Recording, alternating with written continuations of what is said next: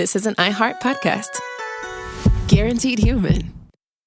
Support for the show comes from Public, the investing platform for those who take it seriously. On Public, you can build a multi-asset portfolio of stocks, bonds, options, crypto, and now generated assets, which allow you to turn any idea into an investable index with AI. It all starts with your prompt. From renewable energy companies with high free cash flow to semiconductor suppliers growing revenue over 20% year over year, you can literally type any prompt and put the AI to work. It screens thousands of stocks, builds a one-of-a-kind index, and lets you backtest it against the S&P 500.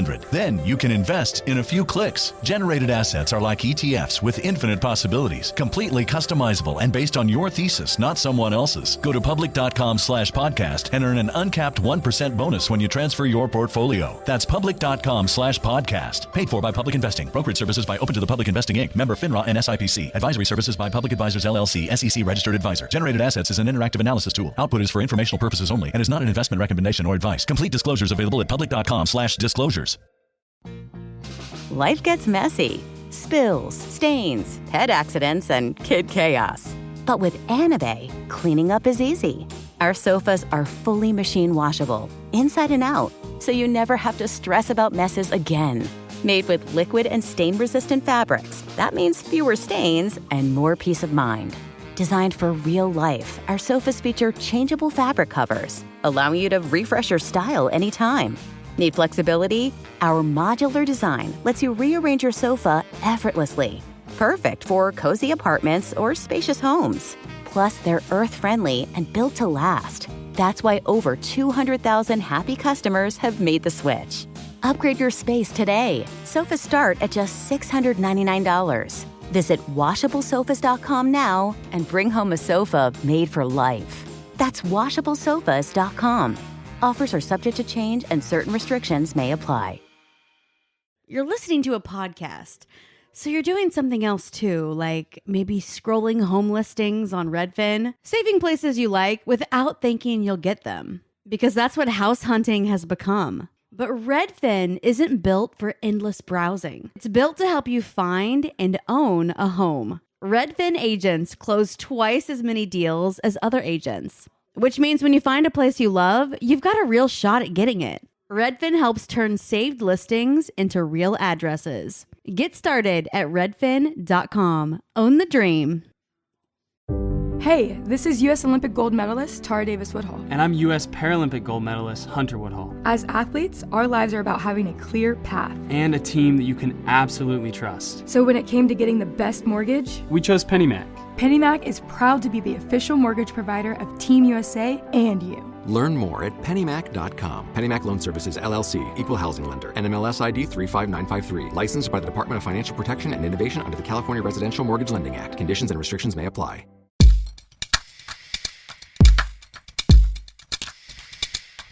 What's obstructing my justices? I'm Robert Evans. This is Behind the Bastards. This is actually a special crossover episode of Behind the Bastards and the Daily Zeitgeist, and I have Jack O'Brien and Miles Gray on with me. Hey, hey. What are we calling this? Behind the Zeitgeist? Mm-hmm. The Daily Bastards?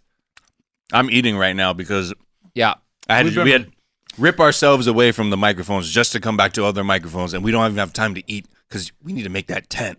I thought it was an entire pie that you're eating because it's in a pie tin, but it's not. We're talking about the Mueller Report today. Yay! Yeah. So yesterday, Thursday, the Mueller Report dropped like a Beyonce album, but with a lot of lead time and not out of nowhere. And I read all of it over the course of 9 or 10 hours or so, and I took 11,000 words of notes, and now I'm going to read them all to you guys. 11,000 words of notes. That's a lot of it's copy pastes. The man is devoted. So what would that be, like a Rihanna album? Who drops their album with lots of lead time? Like actually years of lead time? Right. Dr. Dre. Dr. Dre. Because we still don't have Detox. Right. I have thought that there's a lot of similarities between Dre and Robert Mueller. Oh, absolutely. Yeah. Absolutely. They're both OGs. Mm-hmm. That is true. Yeah. Or one's an OG, one's a G-man. Yeah, one's an OG, one's an original G-man. He's not the best in the biz for nothing, folks. Yep. What just general thoughts on Robert Mueller's prose style? Not great. Okay. Could have used an editor. A lot of buried leads. Maybe copy editing's good, but maybe somebody to kick it up a notch style wise. Presentation of ideas could have been a little more effective. Could have been a little bit more fun. Okay. That was a Sprite, not a beer. Sure, Miles. Yeah, Miles has a Sprite. Damn this bud. I have a bunch of throwing bagels. Yeah. Because this is going to be a frustrating Robert conversation. comes armed as per usual. The old throw-in bagels. All right. I guess before we get into it, have you guys read much of the report? I've read probably many articles with excerpts that would amount to maybe 15 pages. Okay. My reading is excerpt based at this point. Yeah, I did a lot of that too. I want to start by talking about William Barr, the current Attorney General, a little bit before we get into the report itself. We're going to talk about him much in the report because he's not in the report, but I think a little bit of his background is useful for understanding the context of his behavior and his track record of doing this. The context that he gave us. Yeah, I would call them the lies. Yeah, absolutely. Yeah. But this is in his playbook. Yeah, this is very much in his playbook. He can point to past home runs he's done like this. Yeah. So in 1989, as Assistant Attorney General, William Barr drew some ire for authoring a legal opinion that stated that the FBI had the right to abduct people in foreign countries without the approval of the governments of those host countries. When this became an issue before Congress, he was asked to hand over a full copy of that memo, and he refused and instead offered to summarize its key points. He's got a playbook that hasn't changed in 30 years. According to former DOJ legal advisor Ryan Goodman, Barr, quote, omitted some of the most consequential and incendiary conclusions from the actual opinion, which forced Congress to issue a subpoena to find that opinion. Which you may notice as, with some words switched around, the same thing that happened with the Mueller report.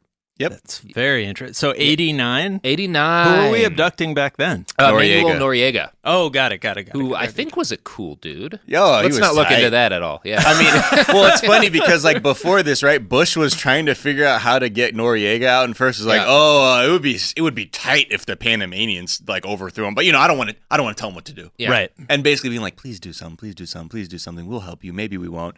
And then they failed. There was a failed coup attempt. Right. And then it got to the point where I'm sure they were just like, oh, all right, how the fuck do we just send our fucking people in to just take this dude? Can we just abduct him? Yeah. William Barr says yes. Yeah. Now, in 1990, during Barr's first run as Attorney General, the news broke that the Reagan administration had kind of secretly given billions of dollars in loans and military aid to Saddam Hussein. When we went to war with Saddam Hussein, some of Bush's officials doctored documents in order to hide this fact. 6 separate congressional investigations were convened to look into the matter. The House Judiciary Committee asked Barr to launch an independent counsel investigation, and he said no, which is the first time that an attorney general ever refused such a request. Huh. Yeah.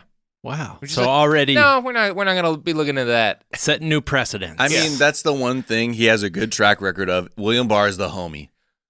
William, if you get him in, he's gonna do literally whatever you need. You know that episode of Breaking Bad when Jesse's girlfriend ODs on heroin and they call in Mike to clean up the body and everything, so that when the cops come, nothing incriminating will be found. William Barr is that guy of attorney generals. Yeah, he's like Mike. Yeah, he's the Mike, but with less. No, with as much dirty work. Yeah. He's good at dirty work. I'll give far him that. Less likable. Yeah, less likable. William Ermintrout. Because we all wound up on Mike's side by the end of Breaking Bad. But I'm not on William Barr's side. Yeah, I mean the other thing though, with the whole 1989 memo was just the level of how he first said it was it only has to do with domestic law. Yeah, it was you don't need it doesn't matter because it's just about domestic law. And to know that when they actually got it, they're like, this has to do with so much more. Yeah, this is all of the UN crimes charters, a thing can be. Yeah. The Fourth Amendment, all these other things. Yeah, he left some critical stuff out. And hearing all that, you won't be surprised to hear that Barr's summary of the Mueller report left out some key facts as well. Not just key facts about the president. For one thing, it omitted a fascinating little crime drama wherein Eric Prince and Michael Flynn tried to get their grubby little hands on Hillary Clinton's near-mythical 30,000 deleted Clinton emails. This is one of the most interesting parts of the whole document to me because the report reveals that Trump essentially repeatedly asked General Flynn to acquire Hillary Clinton's emails for him. And one of the through lines of the report is that Flynn is literally the only loyal person who was ever in Donald Trump's orbit. And so unlike everyone else who works for Trump who is solely interested in themselves, Flynn was like, yeah, I mean, my boss wants these emails. I'm going to try and get these motherfucking emails. He just needed someone to give him orders again. He loves getting orders. Yeah. He loves getting orders. So he worked with a lady named Barbara Ladine, who was a former GOP staffer. And she actually managed to get her hands on what she believed was a tranche of Clinton emails. And that's when Michael Flynn teamed up with our old buddy Echo Papa, Eric Prince, and he funded the effort to verify the Clinton emails, which showed that they were in fact bullshit made to trick the GOP. So that's neat. Yeah, fun little. You get a fun little 90 minutes of you cut that into a film. Yeah. So as I said, I read the whole report in one like blurred, frenzied 8-hour, 9-hour, whatever session. I'm not a lawyer, and I won't pretend to have understood all the different arguments about constitutional law that the report makes. That my eyes glaze over on that. Well, that's why you have me here. That's why I have you here, famous constitutional law scholar Thank Miles you. Gray. But it does seem from everything else I read about it that one of the things Mueller makes very clear at the end is that he believes that Trump's status as the president does not make him immune to charges of obstruction of justice. Yeah. And he also makes it clear that the crime of conspiracy with the Russian government does not have to have been committed for Trump to have committed obstruction of justice by trying to obstruct the whole fucking thing. Right, which was the sort of logic William Barr was using. Yeah. And like that's like the most repeat like the refrain if this is one 400-page long song like if this is American Pie the refrain of the song, the Bye Bye Miss American Pie line, is Mueller saying, I'm not saying Trump didn't commit crimes. I'm not saying Trump didn't commit crimes. Like it very, very clearly and repeatedly. Yeah, that's like one of the most commonly repeated things. I know, because William Barr, famous truth teller. He said, well, that the whole conspiracy thing wasn't a crime, so like how can you obstruct something that's not even a crime? So it's like, he was mad at Fox or at the news, so it is go. remarkable how much of it is just like, and this is like Chris Christie repeatedly told Donald Trump, like that's another thing that's in there, is Christie repeatedly saying, just don't do anything. Just don't do anything. Right. You didn't collude with the Russian government. Just don't do anything and it'll be fine. And Trump being like, well, fuck Chris Christie. What the fuck does that guy know? It's like, really, it's one of the weird things about this document is the people who come across as like paragons of sanity. And one of them is Chris Christie, which is how you know you're in a low point. So, sorry, I'm just going back to the beginning here. Yeah. I felt like we didn't need to read after. So I read the New York Post cover that said the Mueller report, Trump clean, no crimes committed, Dem hoax destroyed. And then I read the Barr summary. Why would we need to go any deeper than that? I don't know, Jack. Let's talk about that for, let's say, like an hour and a half. Okay. Something like that. Yeah. Deal. All right, let's get into it. So another big reveal concerned the infamous P-tape, first revealed to the public through the much-maligned Steele dossier.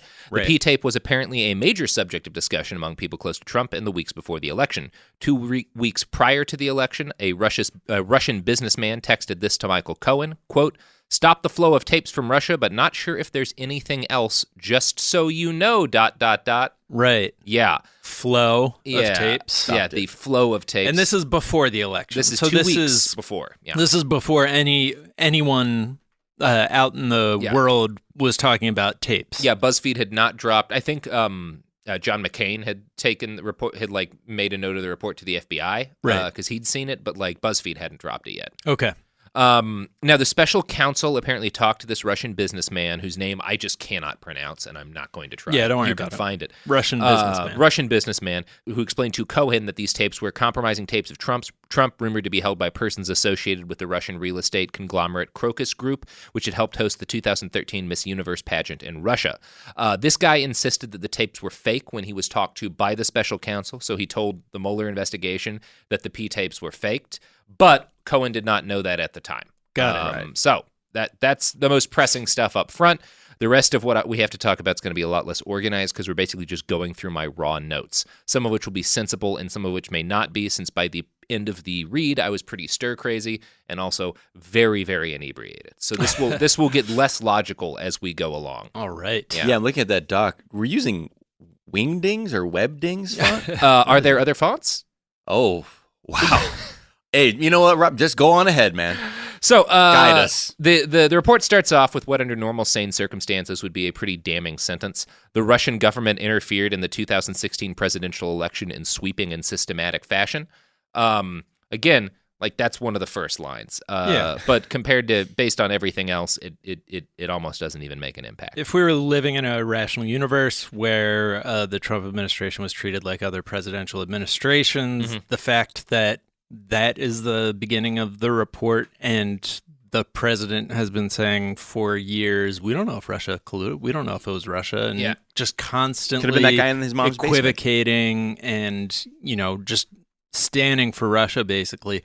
That would be a big story. People would be like, so now he knows, now we know he was wrong, and the Mueller report clearly says that they intervened on his behalf, and he's still lying on their behalf. That's just weird. Yeah, the question I had most going through this first part of the report that talks about Russian meddling is just like, this feels like an act of war.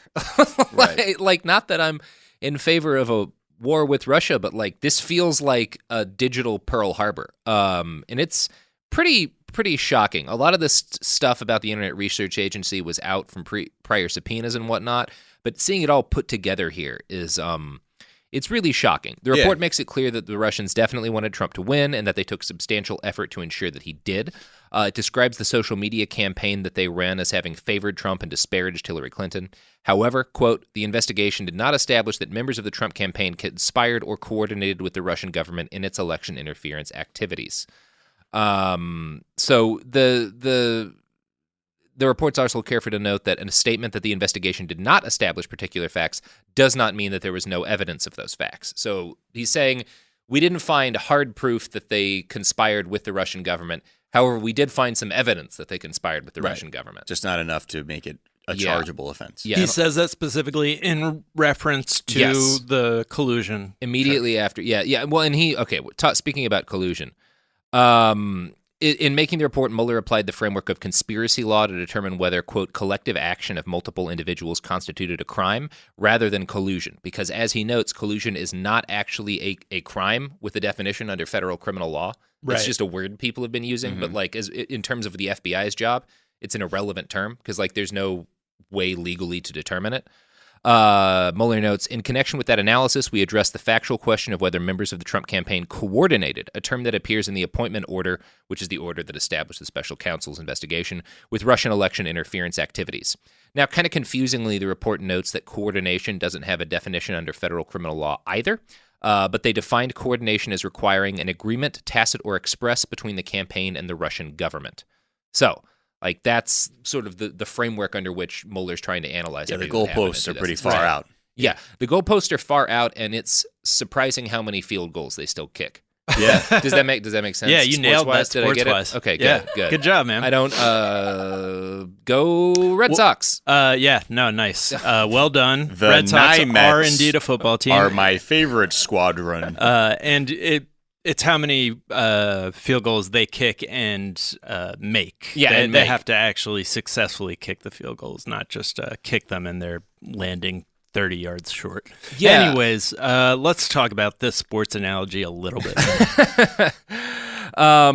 So under this definition, they did not find coordination between the campaign and the Russian government. In other words, Russia helping the Trump campaign win and the Trump campaign knowingly taking their help, which is documented, did not count as coordination because there was no tacit or express agreement to interfere with the election behind it. Right. It's one of those things where it's they're not saying at Putin at Russia.gov or .ru. Sorry. I have more respect. With subject headline, hey, when do we want to drop the emails? Yeah. This is what I'm thinking. Because, it's really tough when more or less it was just sort of hey, I think the Russians are kind of hooking it up. Yeah, and it was kind more of keep just quiet about it. We know that these documents were hacked by someone. We know they're going to be released through WikiLeaks. A lot of people are saying it's Russia. Trump just keeps saying, I don't think it's Russia. But we know the documents are going to release, and we're planning weeks ahead of time how we're going to exploit what we know is going to come out in the releases. Mm-hmm. But because it's not Vladipoo picking up the phone and being like, hey guys, got some documents. There's additional layers of obscurement to it. Now, there are a couple of cases where it is almost that direct, which we'll get to. So Russia's efforts to influence the election were focused mostly around either the GRU, which is Russian intelligence, or the Internet Research Agency, which is essentially a private company that's also part of the Russian intelligence infrastructure. Now, the IRA, which I will be referring to, even though it's kind of confusing because it's not the IRA that just killed a lady up in Derry. The IRA started its infiltration of the U.S. by sending agents over in 2014. This is implied to be the beginning of their election infiltration efforts, but the details are all redacted out of harm to ongoing matter. So there's a lot that's redacted in relation to the IRA. It notes later in the document, quote, IRA employees traveled to the United States in mid-2014 on an intelligence gathering mission to obtain information and photographs for use in their social media posts. So they were taking pictures of Americans and locations so that they could make more compelling fake people on the internet to pretend to be American activists. That's interesting. That actually happened. Like, they didn't just use Google image search. They went and took pictures because they knew that it would be possible to trace the images back and when I think about what I do online when I suspect someone is like a fake person, it's like the first thing you do is do a reverse Google image search. So they didn't want that to be possible. Okay. Yeah. Quote, the IRA's operation also included the purchase of political advertisements on social media in the names of U.S. persons and entities, as well as the staging of political rallies inside the United States. To organize those rallies, IRA employees posed as U.S. grassroots entities and persons and made contact with Trump supporters and Trump campaign officials in the United States. The investigation did not identify evidence that any U.S. persons conspired or coordinated with the IRA. So they definitely worked with the IRA and supported their efforts, but they thought they were there's no evidence they thought they were anything but U.S.-based activists, because there were even examples of like Trump retweeting through some social media site like one of the IRA's protests that they were like a pro-Trump thing that they were gathering. But there's no necessary way that Trump would have known that they weren't just a normal group of his supporters. Yeah, that would have required him to do more research into that than anything he's ever done. Yeah, which of course he didn't. Like, but I mean, at that point, they're operating in a way that's supposed to come off as sincere as possible. So. Exactly. So we get even I don't think we needed any more confirmation that Guccifer 2.0 was the GRU and that the DNC leaks were part of a Russian government operation. But what? Miles, wait, are you serious? Yeah, I'm sorry, man. Have you been? I thought he was some hacker dude in his basement. Yeah, in his mom's basement with his blood type of Mountain Dew Baja Blast. Yeah. I mean, the GRU are big fans of Baja Blast. Yes, of course. That's very well documented. It notes that WikiLeaks made its first releases in July of 2016, like within days of candidate Trump announcing that he hoped Russia would recover emails described as missing from a private server. So essentially it states very clearly that the GRU, a lot of their hacking efforts to try to get her emails started within a couple of days of Trump saying, I hope that the Russians get her emails. He said that, and they started spear phishing attempts to break into Clinton email accounts. And stuff. Oh, that's new. Yeah, that is new. They started days after he said that? It was, and I didn't take down the exact length of time, but I think it was within 48 hours. It was very close. Oh, so it's not like, before you could have thought, well, this is probably ongoing, rather than he literally said, hey, let me get them emails. I hope you should do that, they started spear phishing. I've always thought people pointing to that part, like him saying that in a speech as evidence that he was coordinating or trying to coordinate with Russia. I've always taken that as but he was clearly just doing his Trump thing and up there riffing and shit like that. But it seemed like that's crazy that they were like, yes, sir. Yes, Your Honor. Yeah. It was it was pretty nuts. Well, I think, I guess even if you don't think they were in direct contact, it was definitely that that was information they needed to be oh, okay, this will help. It's worth noting that they had penetrated the DNC in June, so before Trump ever said anything, they had already started getting emails and stuff from the DNC. But they specifically started spear phishing, which is essentially when you send out a bunch of emails to people whose accounts you want to compromise that have things that if they click it'll allow you to gain log in because your bank account, and then it's a website I created. Yeah, so they started targeting Clinton aides and people associated with Hillary Clinton on a wider scale immediately after that. So that's one of the more damning things that's in the whole report, even though that's obviously not necessarily evidence of coordination, because it's possible and, in fact, probable that what happened is Trump speaking out of his ass because it sounded good and tough, and the Russians being like, yeah, we can do more of that. Right. Why not? Sure. But is also pretty damning in a normal political environment. Yeah, where people care about stuff like that. I mean, it's very easy for him to say that speaking out of his ass because he was just in 3 meetings where people were like, damn it would be really great for our campaign if we had the Clinton emails. And he just goes out there and like says it out of his ass. And they're like, ooh, we probably shouldn't say that. But he can because he's a fucking clown. Yep. And the Russians are like, got it. Yeah. Like, yeah, I mean, that's it is effectively coordinating, even if it's not like the legal definition of them like getting on the phone or like legally, something that we can prove. Yeah. Well, but he would have to know that the Russians were going to do that, and that was all that it was all coming from there, right? Rather than like sort of subconsciously expressing a desire that they could pick up on. And I guess the reason coordinating is so dangerous is because you're, bringing like one person's illicit like plan to attack the Democrats into like alongside yours. That's why the like sharing polling information and like strategic information that Manafort did is so, that is so significant because that's what makes it particularly effective is you're, targeting the same areas, the same types of people. And I mean, obviously Trump wanted her email. So it's just, yes, like it doesn't technically rise to the level, but like when you're looking at like what we need to keep a sane electoral process, like not being able to jokingly tell somebody to help your campaign by doing an illegal thing, is probably should be something we take into account. We should make that be illegal in the future because it seems like a gap in our current because 60 years ago that wouldn't have really been a thing people could do, and now it is. Anyway, Sophie's giving me the 2 fingers sign, which means well, screw you too. It's time for ads. You guys are better at transitions. Yeah, no, that was amazing. Someone got a better one? No, I actually got freaked out when you did that. Oh, good. Are your ads haunted? Yes. Okay. Yes. Ooh. By these ghosts. That'd be cool.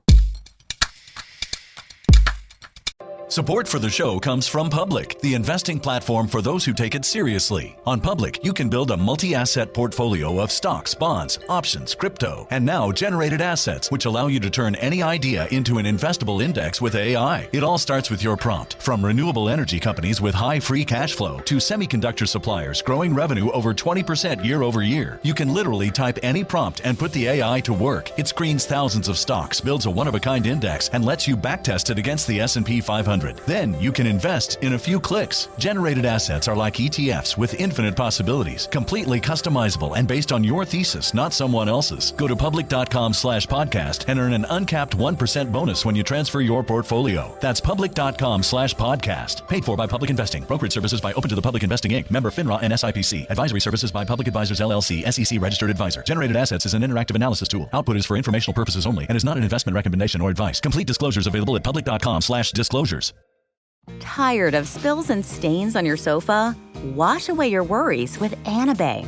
Anabay is the only machine washable sofa inside and out, where designer quality meets budget-friendly prices. That's right, sofas start at just $699. Enjoy a no-risk experience with pet-friendly, stain-resistant, and changeable slip covers made with performance fabric. Experience cloud-like comfort with high-resilience foam that's hypoallergenic and never needs fluffing. The sturdy steel frame ensures longevity, and the modular pieces can be rearranged anytime. Shop WashableSofas.com for up to 60% off site-wide, backed by a 30-day satisfaction guarantee. If you're not absolutely in love, send it back for a full refund. No return shipping or restocking fees. Every penny back. Upgrade now at WashableSofas.com. Offers are subject to change, and certain restrictions may apply. Hey Hey, this is U.S. Olympic gold medalist Tara Davis Woodhull. And I'm U.S. Paralympic gold medalist Hunter Woodhull. As athletes, our lives are about having a clear path. And a team that you can absolutely trust. So when it came to getting the best mortgage, we chose PennyMac. PennyMac is proud to be the official mortgage provider of Team USA and you. Learn more at pennymac.com. PennyMac Loan Services, LLC, Equal Housing Lender, NMLS ID 35953. Licensed by the Department of Financial Protection and Innovation under the California Residential Mortgage Lending Act. Conditions and restrictions may apply. Let's talk about modern home shopping. It's sort of become a fun side hobby, right? Scrolling listings at night, dreaming about kitchens you've never seen, or backyards you haven't even stepped foot in, all from the comfort of pretty much anywhere. Redfin knows a lot of people like you want to own, but are stuck in this browsing mode loop. That's where Redfin flips the script. With listings that update within minutes and tours you can book right from the Redfin app, you can see your dream home the moment it appears. Now, liking a listing is easy, but actually landing it, that's where Redfin comes in. Redfin has over 2,200 agents with local expertise. And Redfin agents close twice as many deals as other agents. That means they want to help you win, not just window shop. Redfin is built to help you go from just looking to wait, this could actually be home. So become the newest neighbor on the block. Visit redfin.com to start finding and start owning. That's redfin.com. We're back. So, one of the things the report makes really clear is what a staggering success the Internet Research Agency's influence campaign was. Facebook et al. Were in no way prepared for this and were essentially perfect victims. Quote, IRA Instagram accounts had hundreds of thousands of U.S. participants. IRA-controlled Twitter accounts separately had tens of thousands of followers, including multiple U.S. political figures who retweeted IRA-created content. In November 2017, a Facebook representative testified that Facebook had identified 470 IRA-controlled Facebook accounts that collectively made 80,000 posts between January 2015 and August 2017. Facebook estimated that the IRA reached as many as 126 million persons through its Facebook accounts. On 6th of January 2018, Twitter announced that it had identified 3,814 IRA-controlled Twitter accounts and notified approximately 1.4 million people Twitter believed may have been in contact with an IRA-controlled account. So in just keeping all that in mind, the 126 million people who were reached by Facebook, like IRA-controlled Facebook accounts alone, I want to note that according to Vanity Fair, there's a great Vanity Fair article titled "You Could Fed All the Voters Who Cost Clinton the Election in a Mid-Sized Stadium," noting that the three states that cost Clinton the victory, Wisconsin, Michigan, and Pennsylvania, were lost by a margin of 79,000 votes. So when we're talking about whether or not Russian influence peddling could have had a significant impact on the outcome of the election, they reached 126 million people through Facebook. The election came down to 79,000 votes. Right. And that's where the part where Manafort exchanging information with Konstantin Kilimnik is so damning, too, because they go, oh, no collusion. Well, you have this person. That is the most damning thing in terms of the campaign. He is the manager of the campaign at the time, right? Yeah. Sharing internal polling data and strategy. And also saying these are the battleground states we're really focusing on because we think the Clinton campaign is actually taking some of these states for granted, or as the media said it, or just not putting as much investment in those states.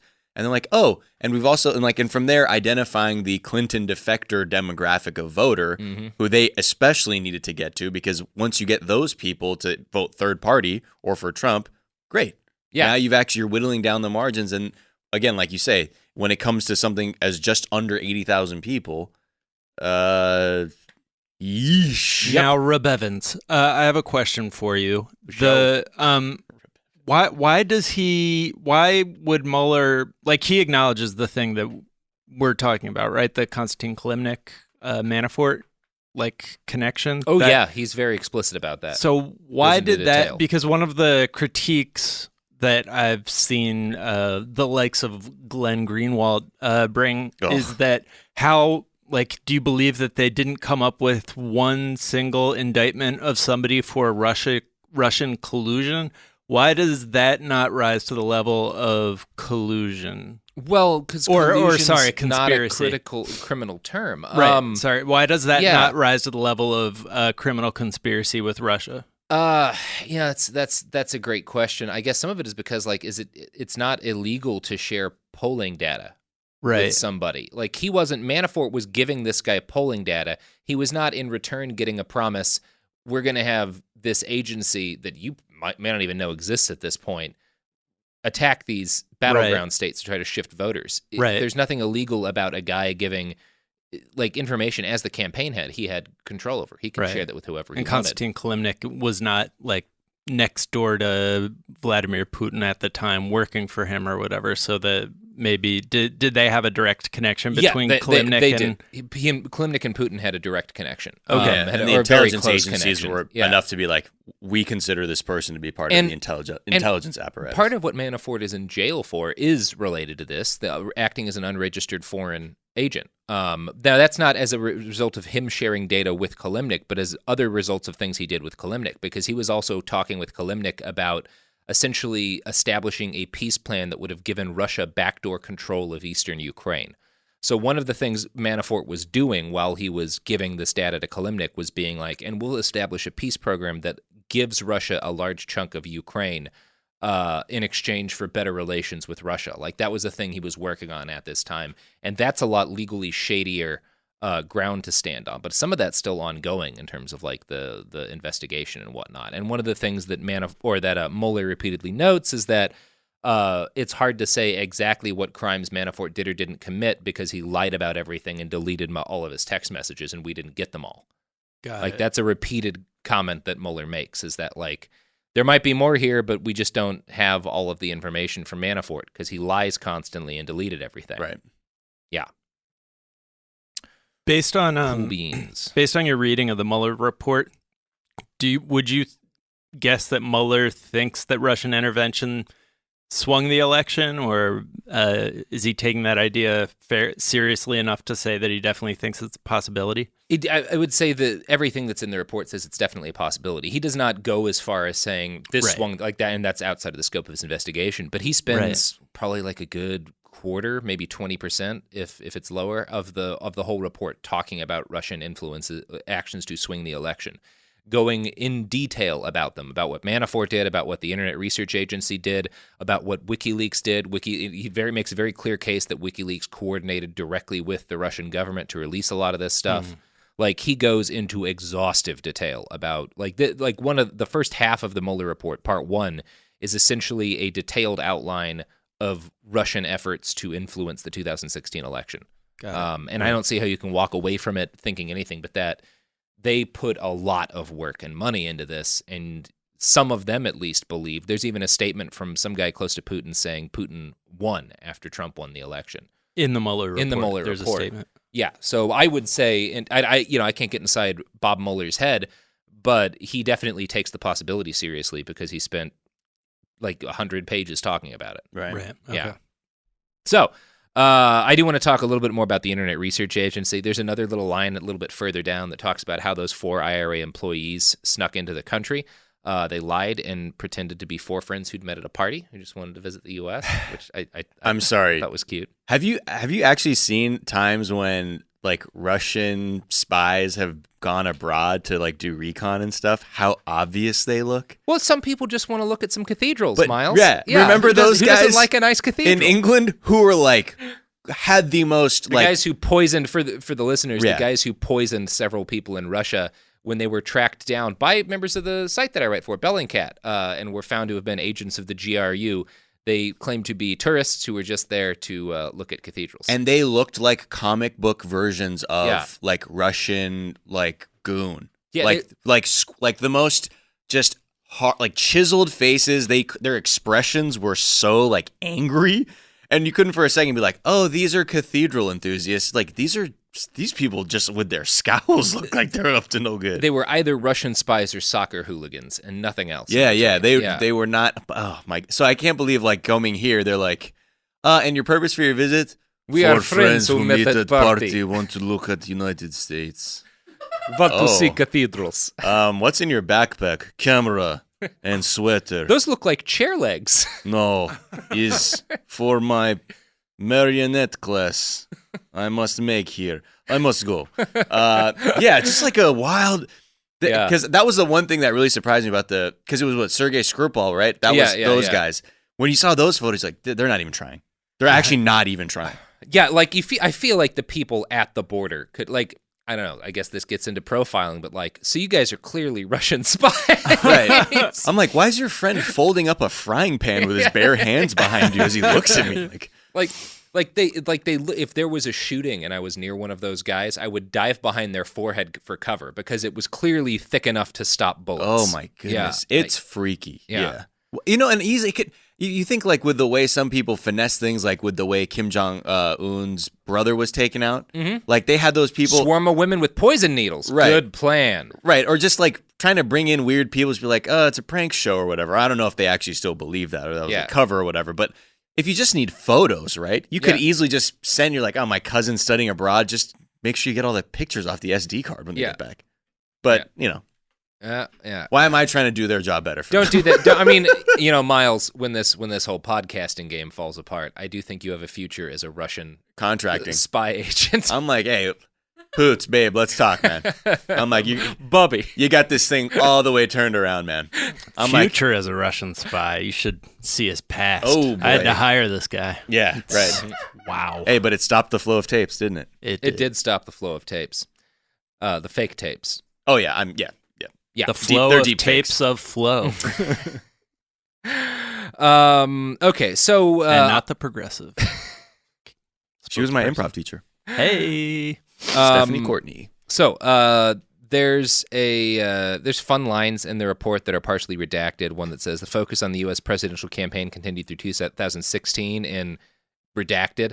2016 internal redacted, reviewing the IRA-controlled Facebook group Secured Borders, the author criticized the lower number of posts dedicated to criticizing Hillary Clinton and reminded the Facebook specialist it is imperative to intensify criticizing Hillary Clinton.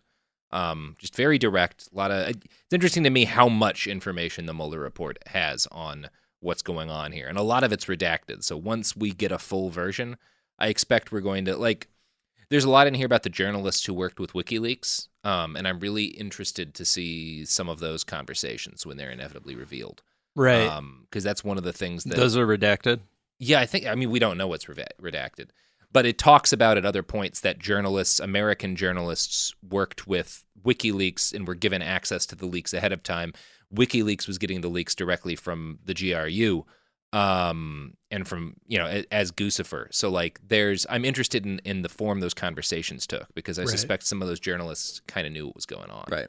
So who was coordinating with a Facebook expert there? That was a IRA agent, talking with one of their Facebook experts. One of the IRA's Facebook experts. Yeah, that's an internal conversation where they're talking about, we have to intensify criticizing Hillary Isn't that Clinton. funny when your job is you get an email from your manager? It's like, hey, we talked about this, man. Yeah. Right. We got to ramp up the Hillary Clinton stuff. Right. And then your job is to go back and be like, oh, man, she sucks. I mean, I can't believe she's destroying this country.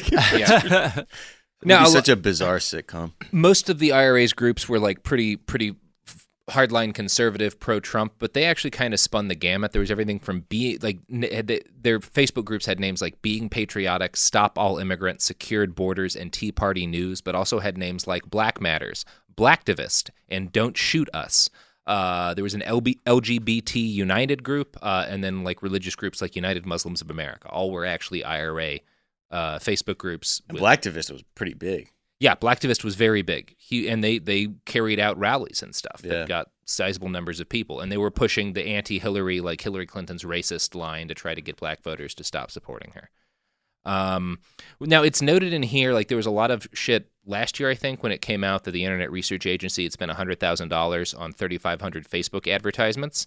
One of the things that's really clear from the Mueller report is that they really didn't need to do that. Most of their engagement seems to have occurred organically without the need to put any money down to amplify things at all.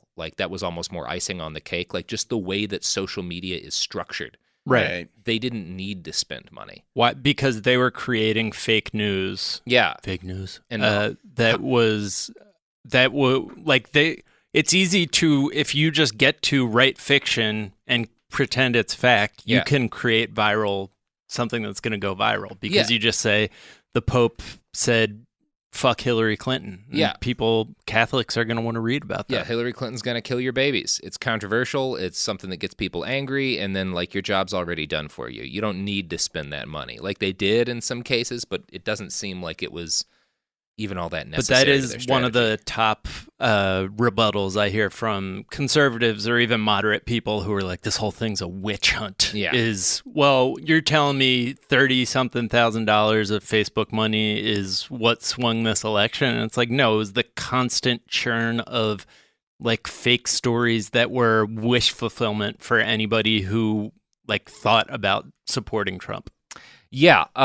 One thing that's really clear is that the IRA was a big push behind Hillary Clinton for prison 2016. That hashtag, like that was one of the Hillary big for things. prison? Yeah, that was one of the big things they pushed. I That's think such a popular InfoWars started shirt. it, but like they really gotcha. They really pushed it. That's one of the things they spent money to push.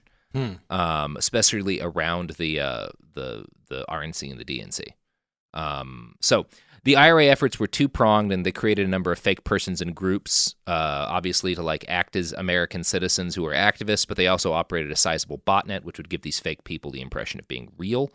It notes that numerous high-profile U.S. persons, including former Ambassador Michael McFaul, Roger Stone, Sean Hannity, Michael Flynn Jr., retweeted or responded to tweets posted by IRA-controlled accounts. So, again, they had a lot of success holding rallies. They would put U.S. media in touch. Like they would basically start a rally, get dozens or hundreds or thousands of people to confirm that they were attending.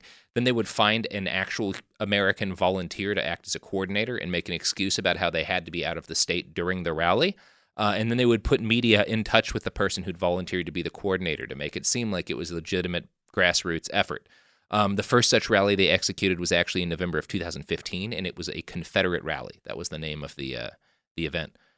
These rallies continued after the 2016 election. There's one example of one of the posters here, which I actually think I saw during the election. It's a Miners for Trump ad for a Miners for Trump rally, and that was an IRA rally.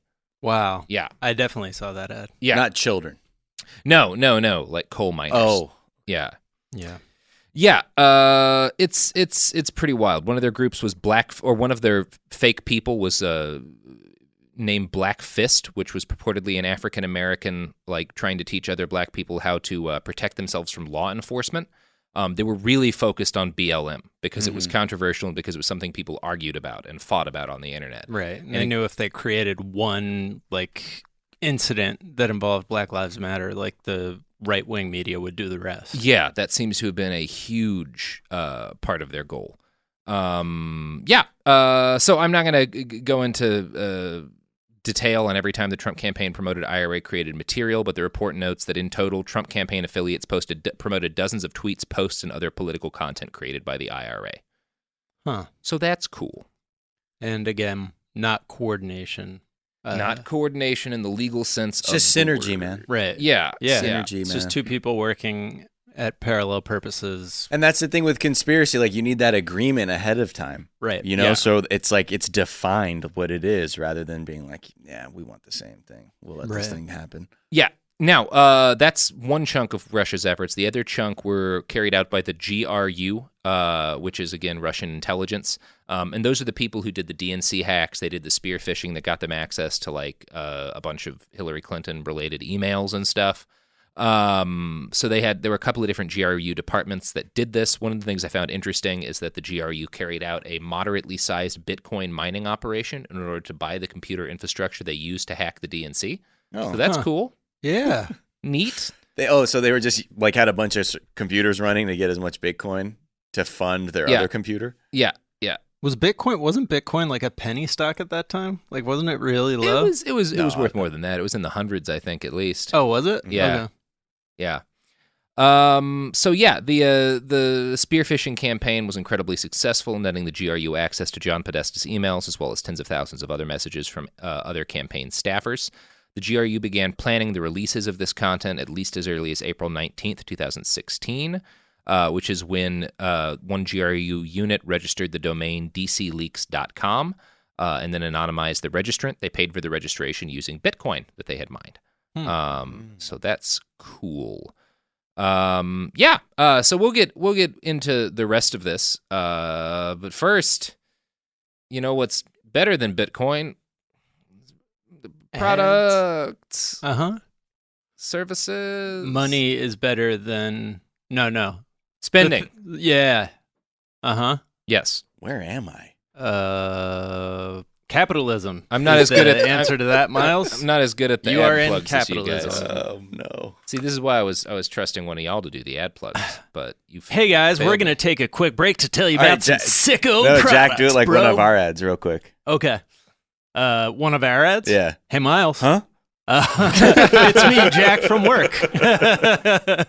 Yeah. All right. Go listen to some ads. We're going to take a quick break. We'll be right back.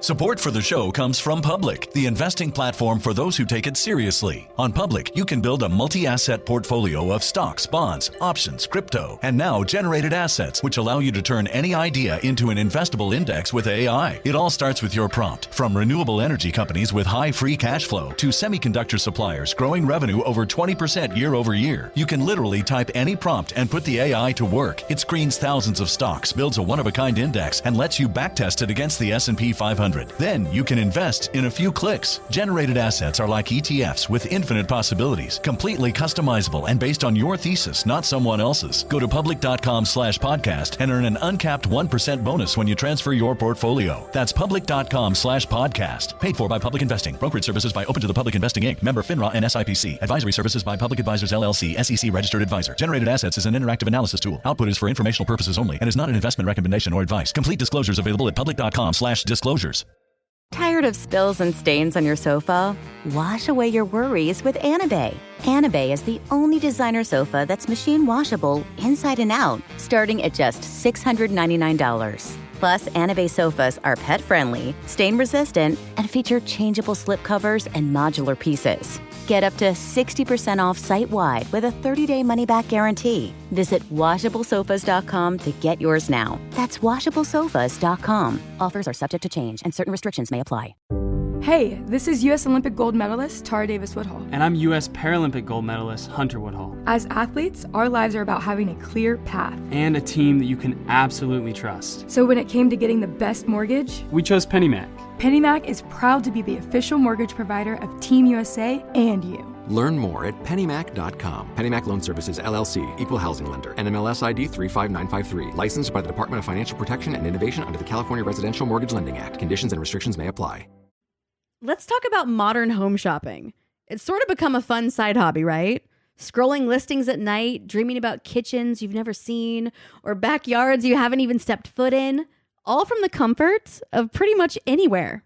Redfin knows a lot of people like you want to own, but are stuck in this browsing mode loop. That's where Redfin flips the script. With listings that update within minutes and tours you can book right from the Redfin app, you can see your dream home the moment it appears. Now, liking a listing is easy, but actually landing it, that's where Redfin comes in. Redfin has over 2,200 agents with local expertise. And Redfin agents close twice as many deals as other agents. That means they want to help you win, not just window shop. Redfin is built to help you go from just looking to wait, this could actually be home. So become the newest neighbor on the block. Visit redfin.com to start finding and start owning. That's redfin.com. And we're back. Wow. Great ads. That was sick, man. Great lead into the ads. Let's talk about Roger Stone. So Roger Stone is notable in the Mueller Report for his absence because he's not really in the Mueller Report, but he clearly is because there's a bunch of redacted stuff right. like, oh, y'all are talking about Roger Stone now. Right. One of those places is talking about the communication between the GRU in the persona of Guccifer 2.0 with a Trump campaign member, well, a former Trump campaign member, who's, again, clearly Roger Stone. So I'm going to read a selection of that, which is, again, in the middle of a bunch of very redacted stuff. In early August 2016, redacted, Twitter's suspension of the Guccifer 2.0 Twitter account. After it was reinstated, GRU officers posing as Guccifer 2.0 wrote, redacted, via private message, "Thank you for writing back. Do you find anything interesting in the docs I posted?" On August 17th, 2016, the GRU added, "Please tell me if I can help you anyhow. It would be a great pleasure to me." On September 9th, 2016, the GRU, again posing as Guccifer 2.0, referred to a stolen Democratic campaign document posted online and asked, Roger Stone probably, "What do you think about the info on the turnout model for the Democrats' entire presidential campaign?" Roger Stone probably responded, "Pretty standard. The investigation did not identify evidence of other communications between probably Roger Stone and Guccifer 2.0. So, There's a lot of talk between Roger and Guccifer. Right. But he's saying the information you got us is pretty standard. Yeah. so It ain't shit. It ain't shit. But there's still an ongoing investigation there, which that's the stuff they could show you. That's the stuff that they were able to show you.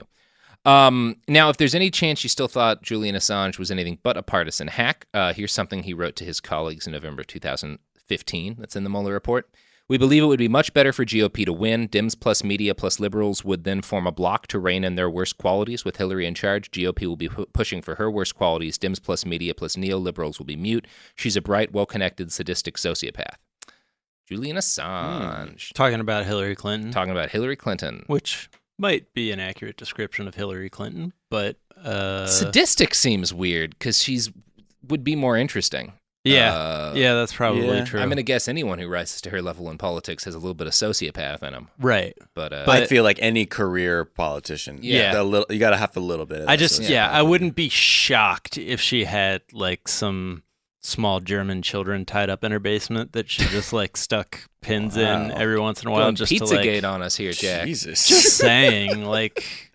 probably not in her basement, but maybe like a secret bunker that she walks to in the woods. But yeah, I don't know. Yeah, I don't want to say that, but I can see where her like dislike for Hillary Clinton Assange's, where that can come from. I mean, he also hated Obama. He right? sure did. But the fact that he's like, yeah, but we want GOP doesn't really make sense because they seem to violate everything that he. And he was very wrong for. about their worst excesses being reined in. Yes. That's part of what I find interesting there is like, yeah, that's not how that worked out. Yeah. You think he convinced himself of that or was just lying to convince others of that? I think he might have. It's hard to say with Julian Assange. Right. We do know from the document that WikiLeaks and Guccifer 2.0 cooperated consistently and effectively to derail the Clinton campaign. They were in constant conversation. WikiLeaks sent them a message on July 6, 2016 through Twitter saying, if you have anything Hillary-related, we would want it in the next TWIO, which is, he misspelled 2, days, prefab, preferably, because the DNC is approaching and she will solidify Bernie supporters behind her after. Guccifer 2.0 responded, okay, I see. WikiLeaks explained, we think Trump has only a 25% chance of winning against Hillary, so conflict between Bernie and Hillary is interesting. So again, Julian Assange coordinating directly with Russian intelligence to try to drive a wedge between Bernie voters and Hillary Clinton. Yeah. Now, the Seth Rich stuff is by far the most disgusting thing in here, and yet another reason that I am very angry at Julian Assange. The report makes it incredibly clear that after Seth Rich had died, when he was receiving documents on the DNC leaks, he was lying in public press announcements and essentially saying it might have been Seth Rich. So again, he's getting all of his information after Seth Rich is already dead. So he knows it can't be Seth Rich. So on August 9th, 2016, the WikiLeaks Twitter account posted, announced WikiLeaks has decided to issue a U.S. $20,000 reward for information leading to conviction for the murder of DNC staffer Seth Rich. On August 25th, Assange was asked in an interview, why are you so interested in Seth Rich's killer? He responded, we're very interested in anything that might be a threat to alleged WikiLeaks sources. The interviewer responded to Assange by saying, I know you don't want to reveal your source, but it certainly sounds like you're suggesting a man who leaked information to WikiLeaks was then murdered. Assange replied, if there's someone who's potentially connected to our publication and that person has been murdered in suspicious circumstances, it doesn't necessarily mean the two are connected, but it's a very serious matter. That type of allegation is very serious, and it's taken seriously by us. So just to give everybody context, this is referring to a right-wing conspiracy theory that this DNC staffer who was murdered in D.C. during the election, they started the conspiracy theory that he was the one who WikiLeaked the documents. Yeah. That he was the DNC leaker and was murdered by Hillary Clinton. And Assange stoked that conspiracy theory, which is, number one, unfathomably cruel to Seth Rich's family, at a point at which he knew it was not Seth Rich. Because he was communicating with these people and getting these documents well after Seth Rich was dead. Right. Very obvious to him where this had all come from. We know that for a point of fact, he was lying and stoking a bullshit about the murder of Seth Rich in order to hurt Hillary Clinton. That seems to have been the primary and just fan goal the of flames that. even more. Yeah, which is the most, in a document full of despicable things, might be the most despicable thing in the entire Mueller report. Yeah, especially like with congrats, Julian. What his family's gone through, and yeah, just becoming this just taking this person's murder for this political narrative and almost unspeakably evil. Yeah. With regards to the Trump campaign's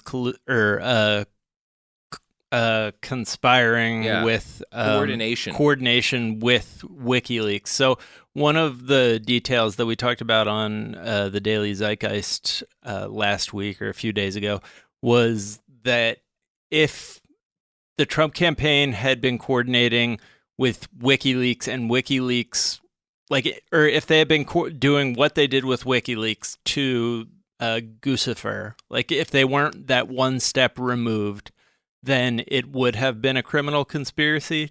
Do you think they were working with WikiLeaks, knowing that WikiLeaks was one step removed and that protected them politically, and that's why they were going through WikiLeaks as opposed to just going directly to the source? I don't think that they knew. I don't think they ever. I don't even know if they ever thought about it. They just knew that WikiLeaks had this stuff. In defense of the Trump campaign, it's entirely possible they just thought WikiLeaks had damning information that they had gotten from one of their usual sources and had no idea. Now, later on, especially in the after-election period, it becomes very clear that it was the Russians, and Trump continues to deny that it was the Russians, even as his advisors are being like, it was definitely the Russians. Right. But they were they didn't the Trump campaign didn't necessarily know that WikiLeaks was getting all their stuff from the Russian government. WikiLeaks almost certainly knew what was going on. Right. Julian Assange is not a dumb dummy. And just since you bring it up, and maybe we'll get to this later, but the Trump continuing to deny that the hack was Russia, does that fall within the scope of Mueller's report? Yeah, I mean, it's in there. It's in there. He continued to deny, even after it became very clear that there was Russian involvement. Yeah, that's included in a couple of different points. From what Hope Hicks told him, it was because he just could not stand the idea of people trying to delegitimize the election. His election, got it. Because everything about him is fake. Right. So his wealth, he can't show you his tax returns because he's not actually wealthy, and he doesn't want to get into it because then that'll expose him. If he even I don't think out of self-preservation, he might not even be able to acknowledge that's what it is, because it's like, I didn't. No, of course I didn't get help from the Russians. Yeah. I did it myself. Oh, I found the quote that I had from after Trump made his open call to the Russian government to hack Hillary Clinton's email. He said, Russia, please get us her emails. Mm-hmm. This is what the Mueller report says, word for word. Within approximately 5 hours of Trump's statement, GRU officers targeted for the first time Clinton's personal office. After candidate Trump's remarks, Unit 26165, which is the unit of the GRU that was doing this, created and sent malicious links targeting 15 email accounts at the domain, including an email account belonging to Clinton aide. The investigation did not find evidence of earlier GRU attempts to compromise accounts hosted on this domain. Holy shit. Yeah. Yeah. The Mueller report is incredibly direct about that. Right. Yeah. That's why it's total bullshit. Yeah. Which is so funny. Yeah. We went from total exoneration to total bullshit. Yeah. Now, the contacts with Trump campaign about WikiLeaks section of the Mueller report is heavily redacted. There's a section in there that's literally, in debriefing with office, former deputy campaign chairman Rick Gates said that, a whole paragraph of redacted from harm to ongoing matter. And then Gates recalled candidate Trump being generally frustrated that the Clinton emails had not been found. Paul Manafort, who would later become campaign chairman, an entire paragraph of things is redacted. So, right. Yeah, there's, again, the Trump campaign very well may have known who was behind the DNC leaks and stuff. There's a lot that's redacted there. Who knows what's going on there? Right. I mean, with regards to Trump saying he doesn't know that it's Russia, he's acknowledging that he got help from somebody. He just doesn't want it to be Russia for some reason. Yeah, and he denied that, and he definitely had contact with the people, and colluded with the people who had the Russian hacked documents, but it wasn't directly with the Russian government. Yeah, the footnotes about Manafort in the footnotes in the Mueller report are pretty great. This version of it appears, versions of this paragraph appear multiple times. Manafort entered into a plea agreement with our office. We determined that he breached the agreement by being untruthful in proffer sessions and before the grand jury. We have generally recounted his version of events in this report only when his statements are sufficiently corroborated to be trustworthy, to identify issues on which Manafort's untruthful responses may themselves be of evidentiary value, or to provide Manafort's explanations for certain events, even when we were unable to determine whether that explanation was credible. So basically, Manafort lied so much that we couldn't include a lot of what he said because there's just nothing you can take out of what he... Yeah. He's a pro. He's a pro. You know? He's a great liar. That's amazing when you're so full of shit. Yeah. Like someone who's even trying to investigate. Right. Like, I honestly don't even know. Right. Yeah. This motherfucker said so much bullshit. The former head of the FBI is like, he's so full of shit, I'm almost impressed that he's still breathing. He did a Yoda voice for an entire session once and completely fucked with me. Asshole. You really get the feeling that Bob Mueller might hate Paul Manafort as much as I do. Oh, I'm sure. Yeah, it's pretty great. Now, much of the stuff that Trump said to Cohen about WikiLeaks is redacted due to ongoing investigations, which is, ditto the stuff that Manafort said. Cohen and Trump both seems to have talked at length about their communications with Trump about WikiLeaks, but that shit is all blackbarred. So here's another heavily redacted paragraph. According to Gates, by the late summer of 2016, the Trump campaign was planning a press strategy, a communications campaign, and messaging based on the possible release of Clinton emails by WikiLeaks. 3 or so sentences of redacted stuff, and then in the middle of a sentence, while Trump and Gates were driving to LaGuardia Airport, fully redacted sentence, comma, shortly after the call, candidate Trump told Gates that more releases of damaging information would be coming.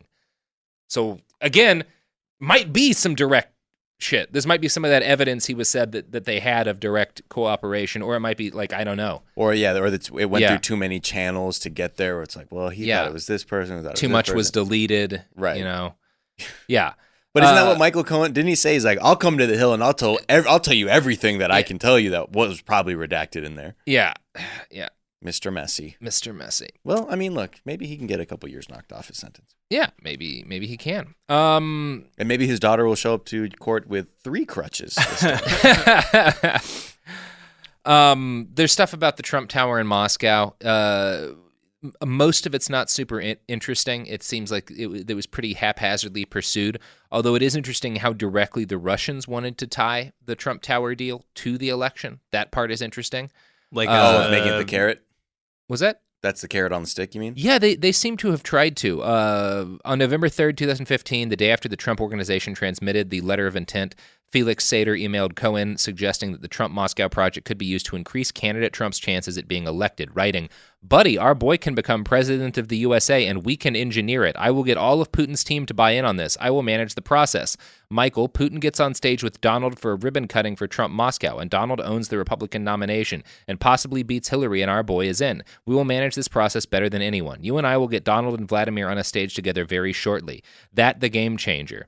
Later that day, Sater followed up. Donald doesn't stare down. He negotiates and understands the economic issues, and Putin only wanted to deal with a pragmatic leader. A successful businessman is a good candidate for someone who knows how to negotiate. Business, politics, whatever. It is all the same for someone who knows how to deal.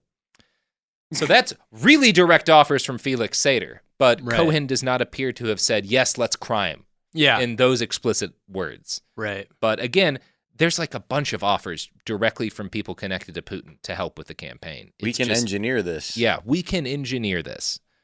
Yeah, because I mean, it's, if you invite it, if you make it clear that you don't know that this is wrong, they're just going to keep making offers, keep going. Like it's just going to be nonstop. It's like, having termites and not taking care of it. It's just they're going to keep feeding on the rot until your house falls down around you and your wife gets mad at you. Yeah. And you're on the toilet, but luckily the house collapsed neatly around you. Yeah. Now, in the report... We've all been there, right, guys? I did have a shower collapse on me once. Really? What? Yeah. Like the structure? Yeah. The roof of the shower fell on me while I was taking a shower. This is in like a slum I used to live in. I was about to say, like, knowing you, you'd be like, well... It was $200 I use the word rent, shower very liberally.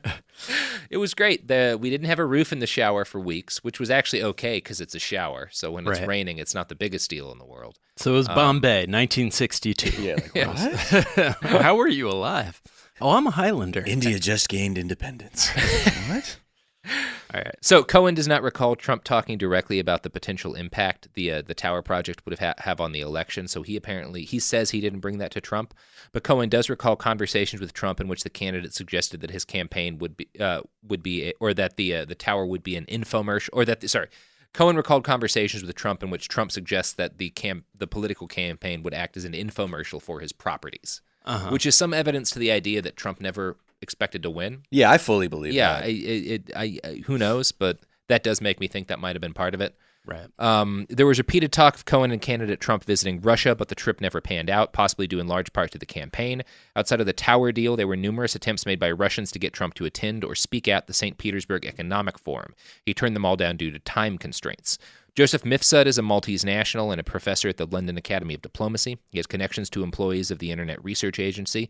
Mifsud met our old buddy George Papadopoulos in the spring of 2016 after Papadopoulos had become a policy advisor to the Trump campaign.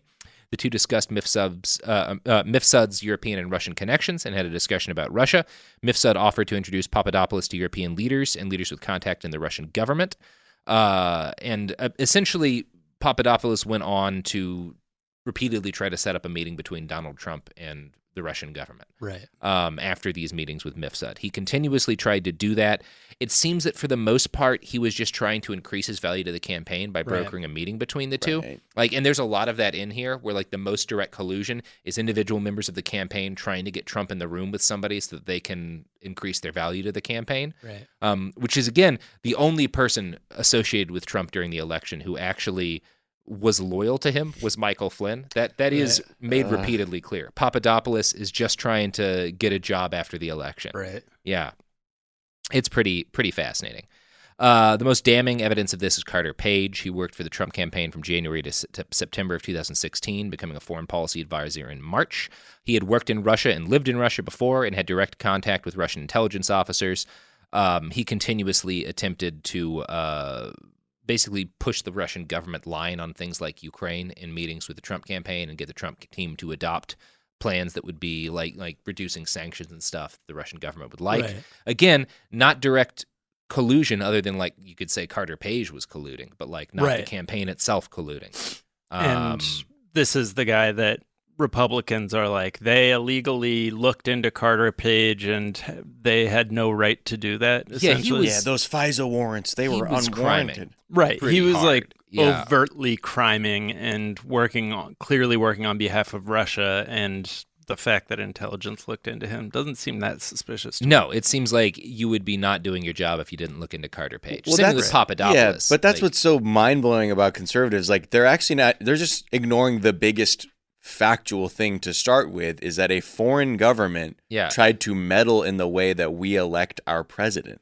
Yeah. Regardless of what side it is. Succeeded. Yeah, right. And I think that's they completely blow by that to then get it lost in the weeds of Carter Page was really, really unfairly targeted or whatever, rather than saying, oh my God, this is terrible. What? Right. We're not even able to operate on our own as a country to choose our leaders?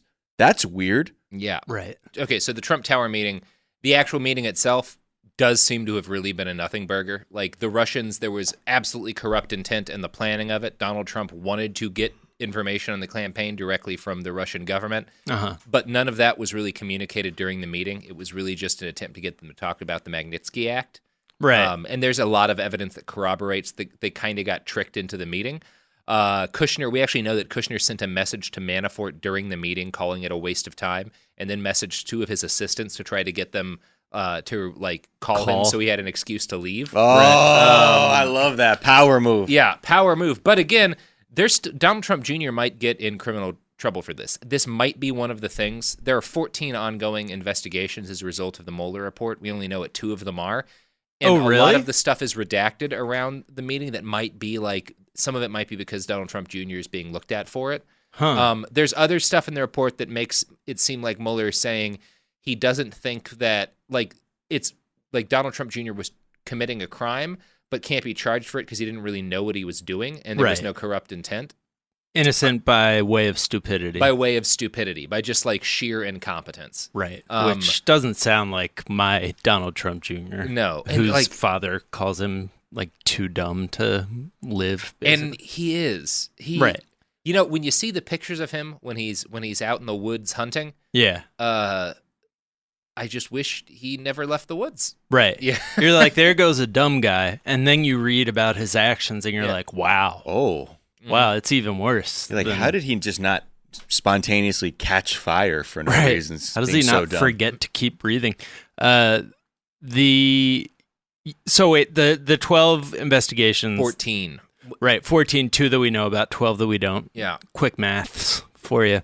Like, who is looking into those investigations? Who's in charge of them? We don't know specifically. Essentially, what the Mueller report says is that while they were doing their investigations, because they were not making prosecutorial judgments here. So this was not about them saying, like, this document was not about them saying, like, we found crimes here. But when they found evidence of crimes that were outside of the scope of the investigation or that, like, they weren't pursuing for whatever, they would refer it to other law enforcement agencies. And that happened 14 times. Okay. So the Mueller investigation is over, but 14 criminal investigations are ongoing elsewhere in the government as a result of things uncovered in the Mueller investigation. We only know about 2 of them. Again, that would seem to be a big headline from this report, that it kicked off 14 criminal investigations. But you know what? Better than not. That way the right doesn't have time to try and figure out how to smear that. And they're like, I think we're fine because William Barr said so. It's honestly like some of this is kind of the opposite of a Nixon, where like Nixon is this guy who's orchestrating a vast web of crimes and then a cover-up.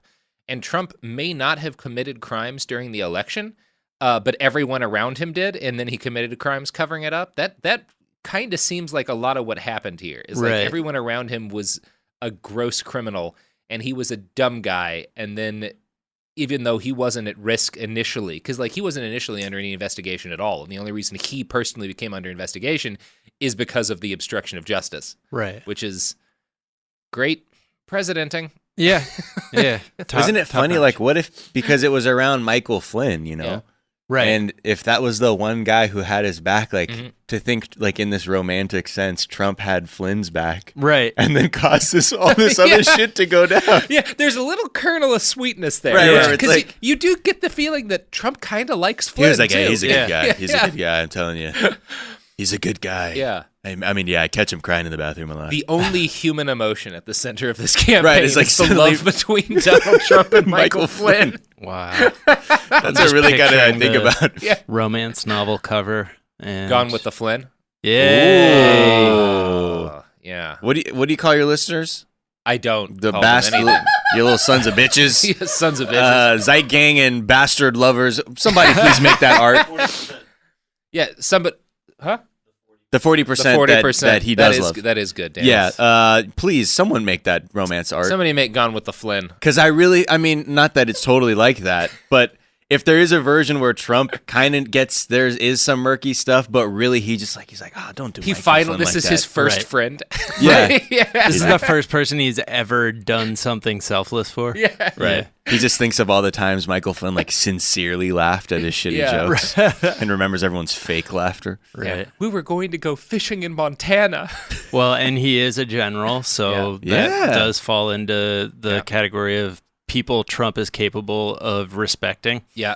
I think that's the only category. That might be the only category. Military generals. No, you know what? He really fucking likes the attorney generals who committed crimes to protect their presidents. Oh yeah, that's true. He did say that. Big fan of. Well, I don't know about crimes. Big fan of Bobby Kennedy and of Eric Holder. Yeah. Yeah. So that the Mueller report repeats like 4 or 5 times. That he's like, "Where's my Bobby Kennedy?" Yeah, exactly. That he says some variation of like Bobby Kennedy protected his brother, like Eric Holder protected Obama. Which also there's a part of it where I wonder if like he's kind of making like a brother statement too, because he's like Kennedy hired his brother. Obama hired Eric Holder, and it's like, what are you saying? You know, the brothers. Are you getting at like? Right. You should have seen it. I was in Harlem once. They're all brothers. The way they talk. Like the way he words it makes me think like there's a little bit of like a little. When the way that he calls Tim Cook Tim Apple, yeah, so he's like brothers, brothers. It's weird. They're all brothers. But yeah, so it should come as no surprise to that other than the heavily redacted Roger Stone, the most directly criminal member of the Trump campaign staff, by far was Paul Manafort. Right. Who cannot avoid committing crimes. Right. I think he would shut down if he had to stop. There's a lot of this is where we get to the stuff about Konstantin Klimnik, like them sharing polling data and whatnot. At a cigar bar, right? It doesn't say in was the that or report. that was another one. I remember Rick Gates and Manafort met with somebody at a cigar bar. I think Paul Manafort has spent most of his waking hours in cigar bars. Yeah. And he's the most carcinogenic thing in the cigar bar. He makes the cigars around him safer. Right. Yeah. He keeps getting in trouble in prison. They're like, "Are you smoking, inmate?" Right. It's just like coming off his pores. Like, I just guards just coughing like up this, blood.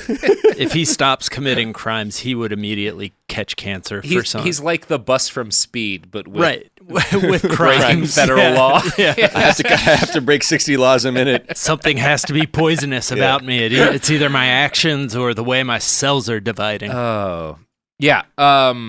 So we already got over a lot of the Paul Manafort stuff. There's a great quote in here that I want to read.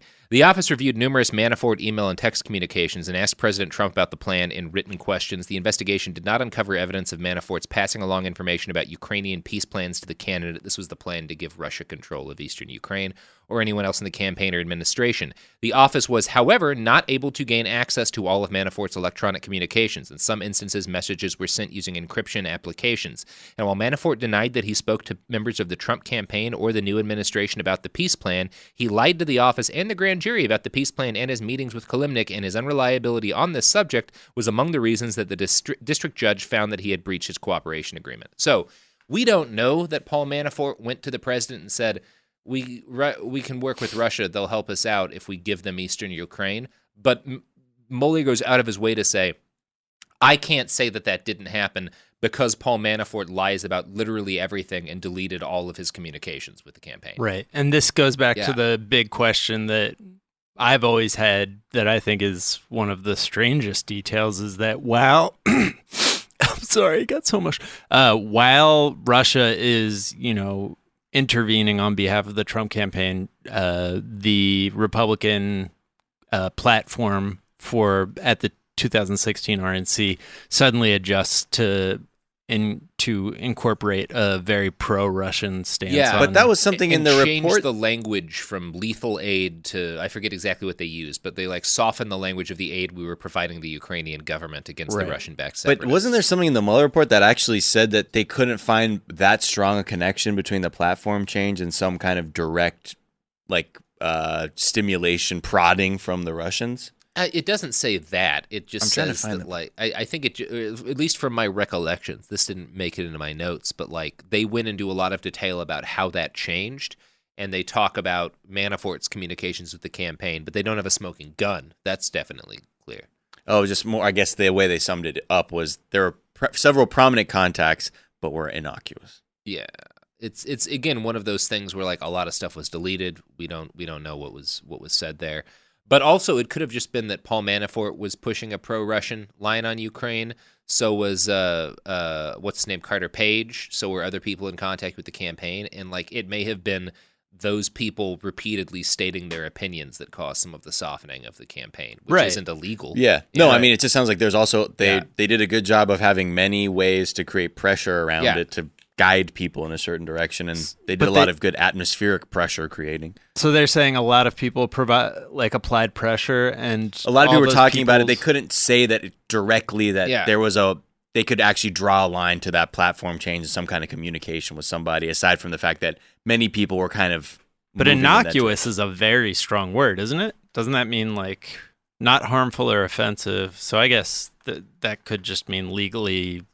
Not something. Yeah, they just said I couldn't really nail something on, even though it looks like that on the surface. Suddenly the platform's changing, but they just there weren't those as strong a connection. It points to the nature of this, whatever you want to call it, whether or not it's a conspiracy. With Nixon, which is our other political touchstone of this kind of corruption, it was very much emanating from the center, whereas the corruption here was all pushing towards Trump, who appears to have just been kind of focused on improving his brand and shouting at people And like, That's whereas the interesting. Russians were reaching out to everyone around him, Yeah. and a lot of those individual people did stuff that was unethical or straight up criminal as a result of the Russians reaching out to them. But it was not a coordinated effort between the campaign and Russia. Interesting. So rather than one gigantic crime, it was a million kind of tiny half crimes. Yeah, Right. That create one big that created one feeling big of a crime.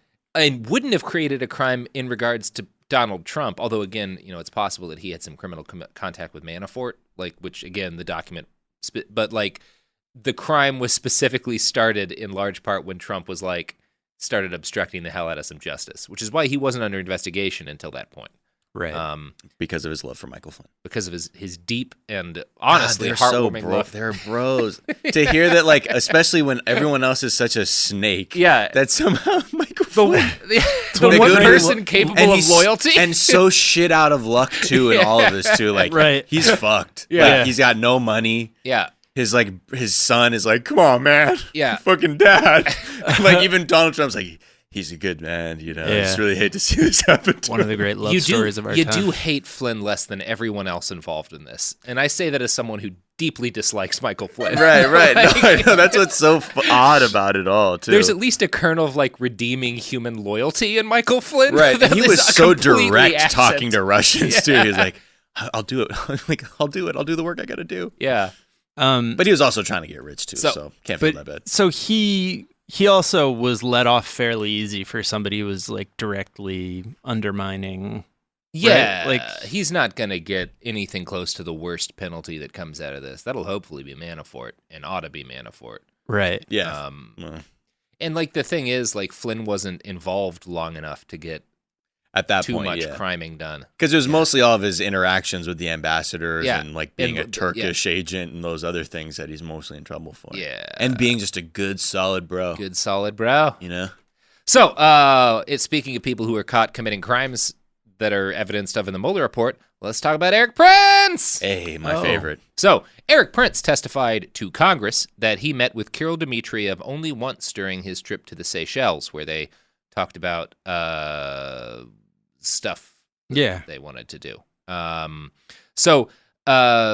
He testified that he only met once. The Mueller report reveals that they met on 2 separate occasions, including one in which he attempted to get the Russian government to change the course of an aircraft carrier and send it away from Libya so that they wouldn't interfere with things that were going on in Libya, which is, again, evidence that that Eric Prince lied to Congress about the extent of his conversations with Kirill Dmitriev, which I think is pretty cool. Also, that Steve Bannon seems to have been the guy orchestrating the whole meeting, and that Bannon seems to have been giving Eric Prince his marching orders. However, Prince deleted all of his text messages, and so we don't know the exact extent of what Bannon was ordering him to do, or what they were asking to talk about.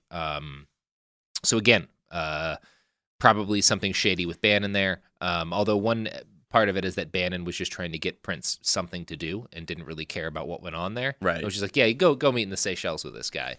He's like, But- yes, Eric loves just getting on boats and Loves planes and stuff. Just having these send him James somewhere. Bond meetings and stuff. Seychelles, that sounds like a James Bond place. Get him out there. Right. Did you Yeah. see that Mehdi Hassan interview? Oh With, God, yeah, that was great. It was so cringy when he's Yeah. like, so what were you doing in the Seychelles? Like, just meeting. Meeting. Uh, Anyway, he Really lied no to good Congress. excuse. So That's maybe, what you said. Right. That's what you say. That's what you it say. says, but I don't know what it says. He's like, no, I'm reading the court transcript according to you.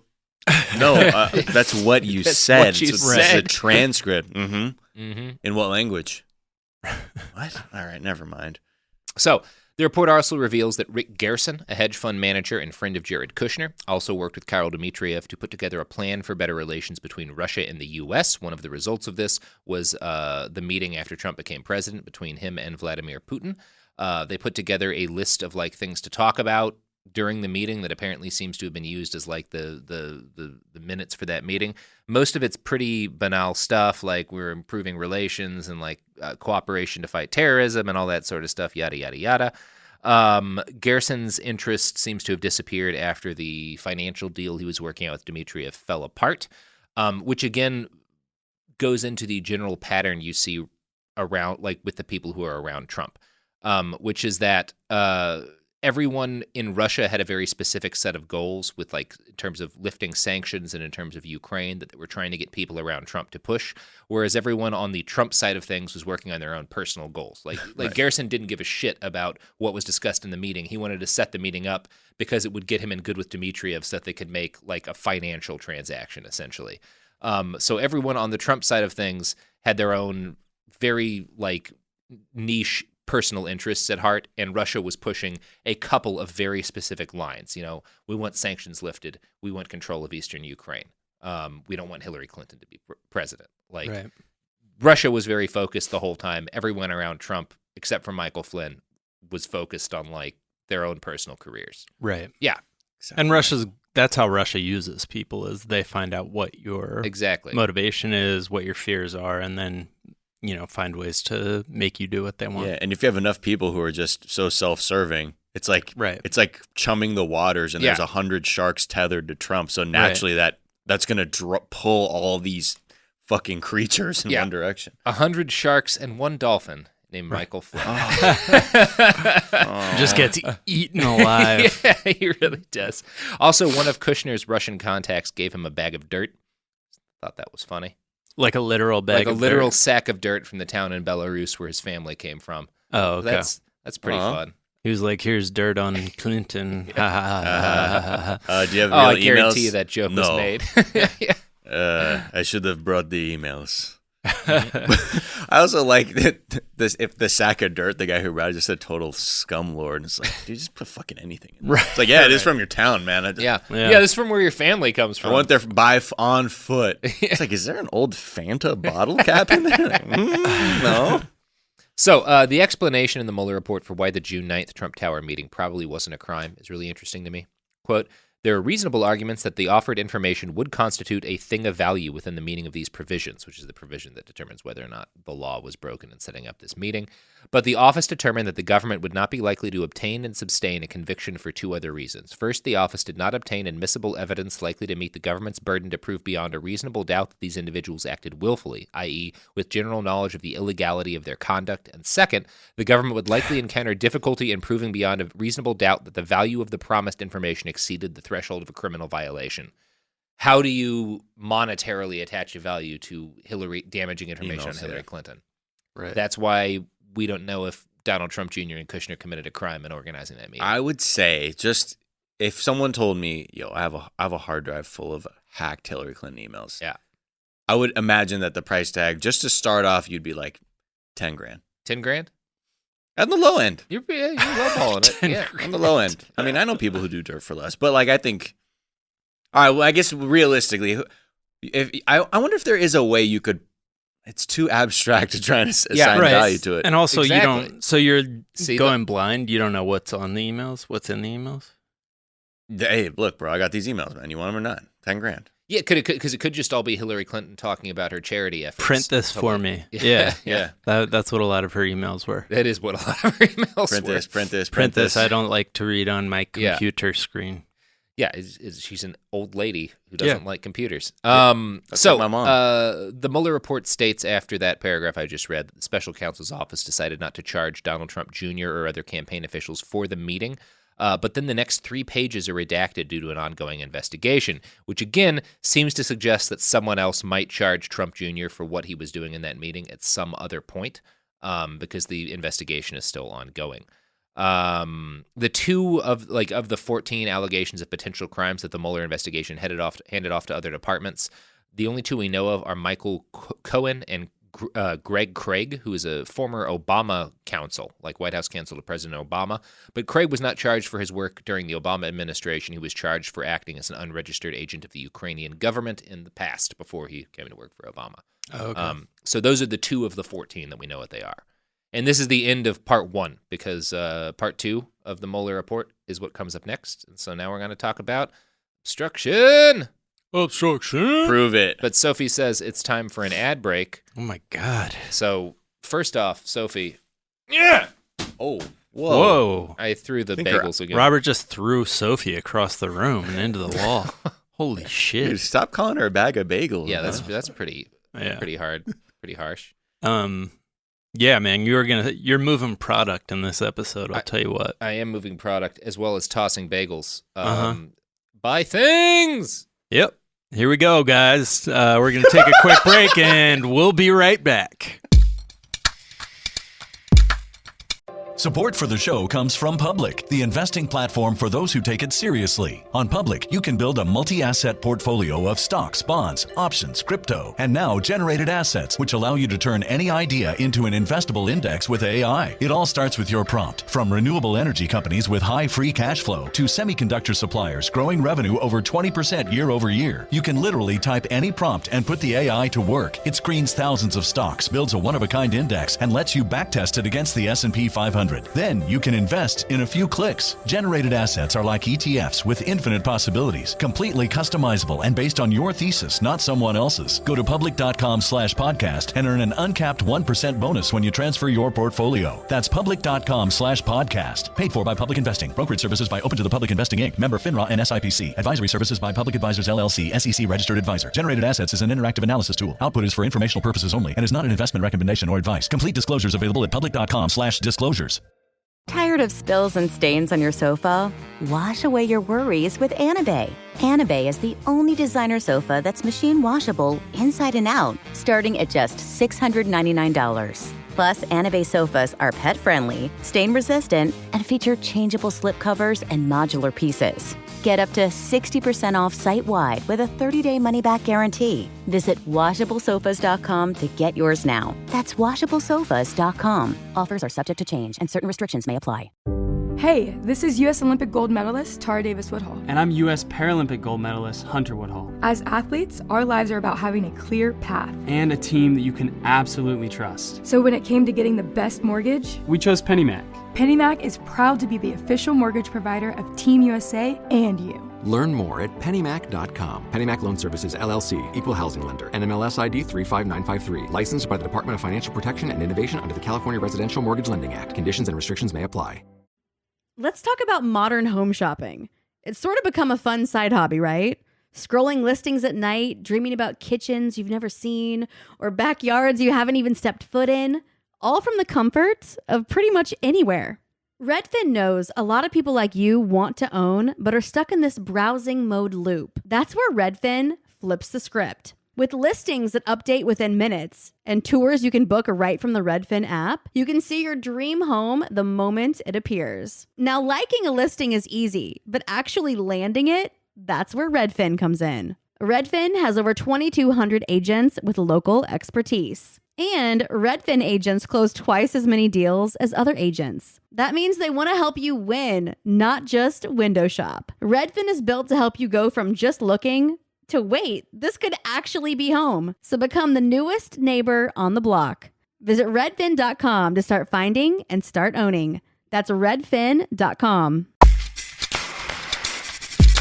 And we're back. Sorry, Jack is really just trying to take over this podcast. Yeah, Robert, where can people find you? yeah, more on that later. But first, Robert, what's something from your search history that's revealing about you? Good question. What is obstruction of justice? Good. It's one of the many things Donald Trump and I actually have in common. Just like, what is it? We have a surprising number of things in common. Yeah. He and I had the same literary agent. Really? At one point, yeah. Bird? Yeah, Bird. Bird was Trump's literary agent? Yeah, he's thanked in one of his books. Oh, Bird. Well, Bird and Waxman, the other guy was working with. Well, no, it's just what happens. Nah. You work with whoever. He wasn't president yet. You have to say that. Wow. And then Woody Guthrie wrote songs about our relatives. Really? Yeah, Woody Guthrie wrote a song about how Donald Trump's dad refused to let black people stay in his buildings. And Woody Guthrie wrote a song about my relative, Pretty Boy Floyd, for beating a cop to death with a log chain for cursing at his wife. Wow. Yeah.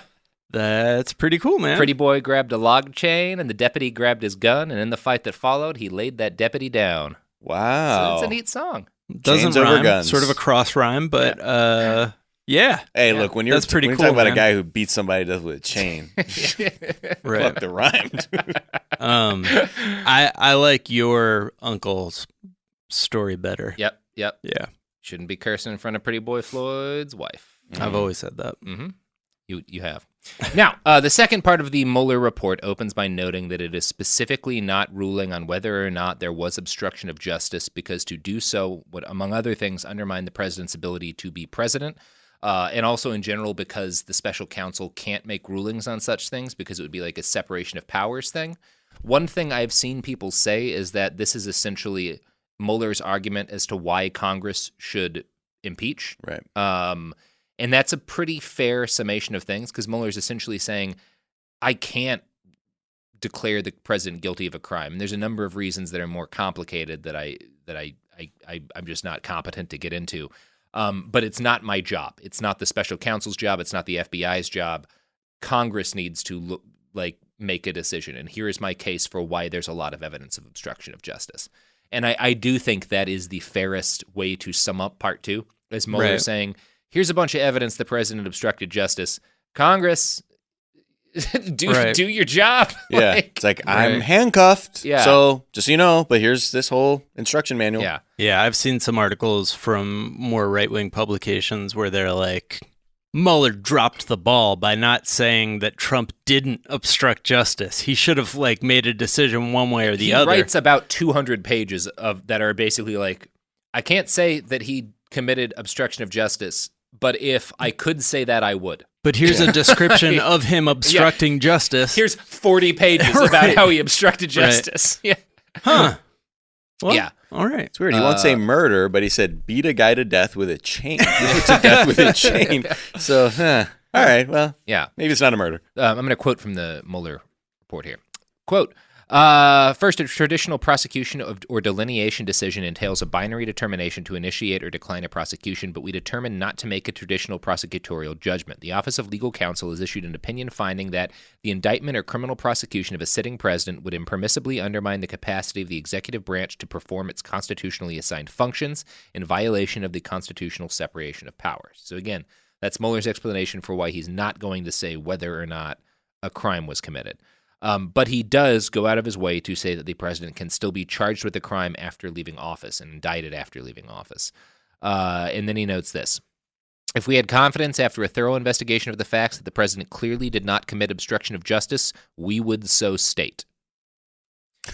Which is the second time in the report that he says, accordingly, while this report does not conclude that the president committed a crime, it also does not exonerate him. That's repeated word for word on total exoneration. Occasions. Yeah. 3 different times says this does not exonerate the president. So that's cool. Mm-hmm. It's like he's trying to tell us something. Yeah. The evidence we obtained about the president's actions and intent presents difficult issues that prevent us from conclusively determining that no criminal conduct occurred. The evidence we found of crimes makes it difficult to say that there were no crimes. Yeah. Now, cool stuff. So, yeah. So, I mean, Congress can look into it. Yeah. I mean, that's what's so also frustrating about just how conservative media chooses to just ignore these things. I think all they can do is point to the fact that Donald Trump isn't in jail. Yeah. And saying well, if he did something wrong, he'd be in jail. Right. So, yeah. Even though there's all this stuff no, but you're also ignoring the fact that I'd imagine if Robert Mueller was brought up to the Hill and asked, if this were a private citizen, does this look like regular, straight up crime to you? Probably yes, it's crime. Yeah. The Mueller investigation says a lot about the anger President Trump felt when Jeff Sessions recused himself. Talks repeatedly about his multiple constant attempts to get Jeff Sessions to unrecuse himself. A word I don't know if existed. Unrecuse? It's always in quotation marks, and I think he might have coined that term, which it's a word now. Well, why can't my dog undie, Daddy? Yeah. He's never had a dog. Yeah, I know, but he'd be a better man if he had. Yeah. Now, the president immediately made all of his problems worse by trying to coerce people into saying he wasn't in trouble. I'm going to read this next paragraph, which is about sort of him trying to get Comey to go after or to stop going after Michael Flynn, because there's some beautiful shade in there. In the following days, the president reached out to the Director of National Intelligence and the leaders of the Central Intelligence Agency and the National Security Agency to ask them what they could do to publicly dispel the suggestion that the president had any connection to the Russian election effort, or Russian election interference effort. The president also twice called Comey directly, notwithstanding guidance from McGahn, his lawyer, to avoid direct contacts with the Department of Justice. So it goes out of its way to be like, the president's lawyer said don't do this, and the president did this. Right. Yeah. There's a lot of fascinating information in here about how Trump manages a team during a crisis. And honestly, this chunk of the report is worth everyone reading in full. I am going to read another quote about a meeting he had with Lewandowski. The president asked about the status of his message for Sessions to limit the special counsel investigation to future election interference. Lewandowski told, What? Yeah, he wanted to limit the Mueller investigation to future Russian future crime. Yeah, exactly. Wait. I just saw this movie with Van Damme, Time Cop. Yeah. Why can't he time cop it to the next election? Yeah. But that doesn't make... I don't think... Was that known that he was trying to get it to be I think about this might be one of the future? new things that we learned in the investigation. What does that even mean? That I he guess wanted more of an assessment. Only investigate if they can do it in the future. Got Don't it. talk about what they did in 2016. Just talk about what they might do in 2020. And What then a ignore very that. specific request to For make. someone who committed no crimes. Yeah. Huh. That's one of the things that makes me think he did commit direct crimes. I'm kind of on the fence about like whether or not his behavior in 2016 prior to the obstruction of justice was like direct cooperation, because it's kind of hard to say. Right. Or in if the it was legal sense. Or maybe they don't realize that this is something that was happening way before. Yeah. Like he could have been like, yo, in like about 5 years, we might want to look at making you president. Yeah. It's entirely possible. Like I just don't know. But it seems None of us like do, it, right? Robert. You none know? of us do. It seems like we it. just We don't. just don't know. No. Yeah. Yeah, this is great. Further attempts to have the Attorney General take control of the investigation. In early summer 2017, the president called Sessions at home to again ask him to reverse his recusal from the Russia investigation. Sessions did not reverse his recusal. In October 2017, the president met privately with Sessions in the Oval Office and asked him to take a look at investigating Clinton. In December 2017, shortly after Flynn pleaded guilty pursuant to a cooperation agreement, the president met with Sessions in the Oval Office and suggested, according to notes taken by a senior advisor, that if Sessions unrecused and took back supervision of the Russia investigation, he would be a, quote, hero. The president told Sessions, "I'm not going to do anything or direct you to do anything. I just want to be treated fairly." In response, Sessions volunteered that he had never seen anything improper on the campaign and told the president there was a whole new leadership team in place. He did not unrecuse. So that's like 4 times just there. The special counsel notes that it did not make a traditional prosecutorial judgment, again, about the president's behavior, but states that the evidence they found supports a few general statements about him, most of which boil down to he may have obstructed justice, but it's hard to say since the evidence suggests he didn't commit the underlying crime, but actively, did act to damage the investigation. So yeah, that's repeatedly stated. The president ultimately refused to be interviewed as the result of an investigation, but provided some written answers. Mueller gives an explanation as to why he did not choose to subpoena the president to force the investigation. Ultimately, while we believe that we had the authority and legal justification to issue a grand jury subpoena to obtain the president's testimony, we chose not to do so. We made that decision in view of the substantial delay that such an investigative step would likely produce at a late stage in our investigation. We also assessed that based on the significant body of evidence we had already obtained on the president's actions and his public and private statements describing or explaining those actions, we had sufficient evidence to understand relevant events and to make assessments without the president's testimony. Yeah. There's a lot of really heavily redacted paragraphs in this part, the most interesting of which is this one. Within the Trump campaign, this is about the DNC hacks. Aides reacted with enthusiasm to reports of the hacks, sentence redacted, discussed with campaign officials that WikiLeaks would release the hacked material. Some witnesses said that Trump himself discussed the possibility of upcoming releases, couple of words redacted. Michael Cohen, then executive vice president of the Trump Organization and special counsel to Trump, recalled hearing 2 or 3 sentences redacted. Cohen recalled that Trump responded, "Oh, good, all right," and sentence redacted. Manafort said that shortly after WikiLeaks' July 22nd, 2016 release of hacked documents, he spoke to Trump, sentence redacted. Manafort, and these are all redacted due to an ongoing case. Manafort recalled that Trump responded that Manafort should, sentence redacted, keep Trump updated. Deputy campaign manager Rick Gates said that Manafort was getting pressure from couple of words redacted information, and that Manafort instructed Gates couple of word redacted status updates on upcoming releases. Around the same time, Gates was with Trump on a trip to an airport, sentence redacted, and shortly after the call ended, Trump told Gates that more releases of damaging information would be coming, sentence redacted, were discussed within the campaign. In the summer of 2016, the campaign was planning a communication strategy based on the possible release of Clinton emails by WikiLeaks. There seems to be that sounds like cooperation. So much crime happening, just the number of redactions. Yeah. That's some sketchy shit. That's the sketchiest paragraph in the whole thing. At least that to my eyes. Yeah. Right. We should make a Mad Libs of the Mueller Report. We should make a Mad Libs of the Mueller Report. I'm just going to use the word butt. Yeah, butt, fart. Yeah. Mostly fart. Gates was with Trump on a trip to the airport. Fart, and shortly after the call ended, Trump told Gates that more releases of damaging information would be coming. Fart were discussed. Yeah, that works. No, or just make a sentence. Yeah. So it's the most damning because he speaks knowledgeably about what WikiLeaks is about to do. Basically, I know he knows, right? Yeah. He's like, oh, good, just like we talked about. Yeah, just like we talked about. Yeah. Oh, good. This thing that I know is happening. Oh, good. So Paul came through on that. Yeah. Paul, fucking Manafort. So my favorite story in maybe the whole Mueller report is the tale of Donald Trump's lunch with Chris Christie after firing Flynn. Now, this is on February 14th, 2017, the day after Flynn resigned. So Trump had lunch at the White House with just Chris Christie. Quote, according to Christie, at one point during the lunch, the president said, now that we fired Flynn, the Russia thing is over. Christie laughed and responded, no way. He said, this Russia thing is far from over, and we'll be here on Valentine's Day 2018 talking about this. The president said, what do you mean? Flynn met with the Russians. That was the problem. I fired Flynn. It's over. Christie recalled responding that based on his experience both as a prosecutor and as someone who had been investigated, firing Flynn would not end the investigation.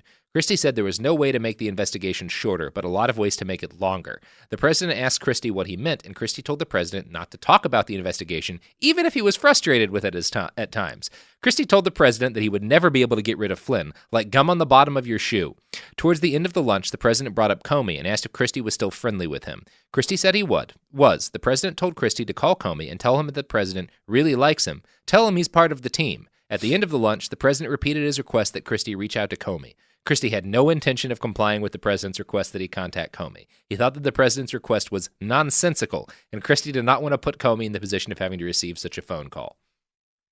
This is one of like 5 times the president tells someone to talk to Comey or someone else to try to get them to do something, and that person just doesn't do it. Yeah, but it's like, yeah, okay, and just like, again, there's like with McGahn when he's like, fire Mueller, and he's like, I'm packing my shit. Yeah, I'm gone. Right. Yeah, this is nuts. It's like, oh really? Priebus, but I'm not doing this crazy shit anymore. I just love that like Christie specifically tells Mueller, I've been investigated for crime, so I know what to do, and it's nothing. Also, I just love that Trump is so confused because he's used to this corporate thing. He's like, what?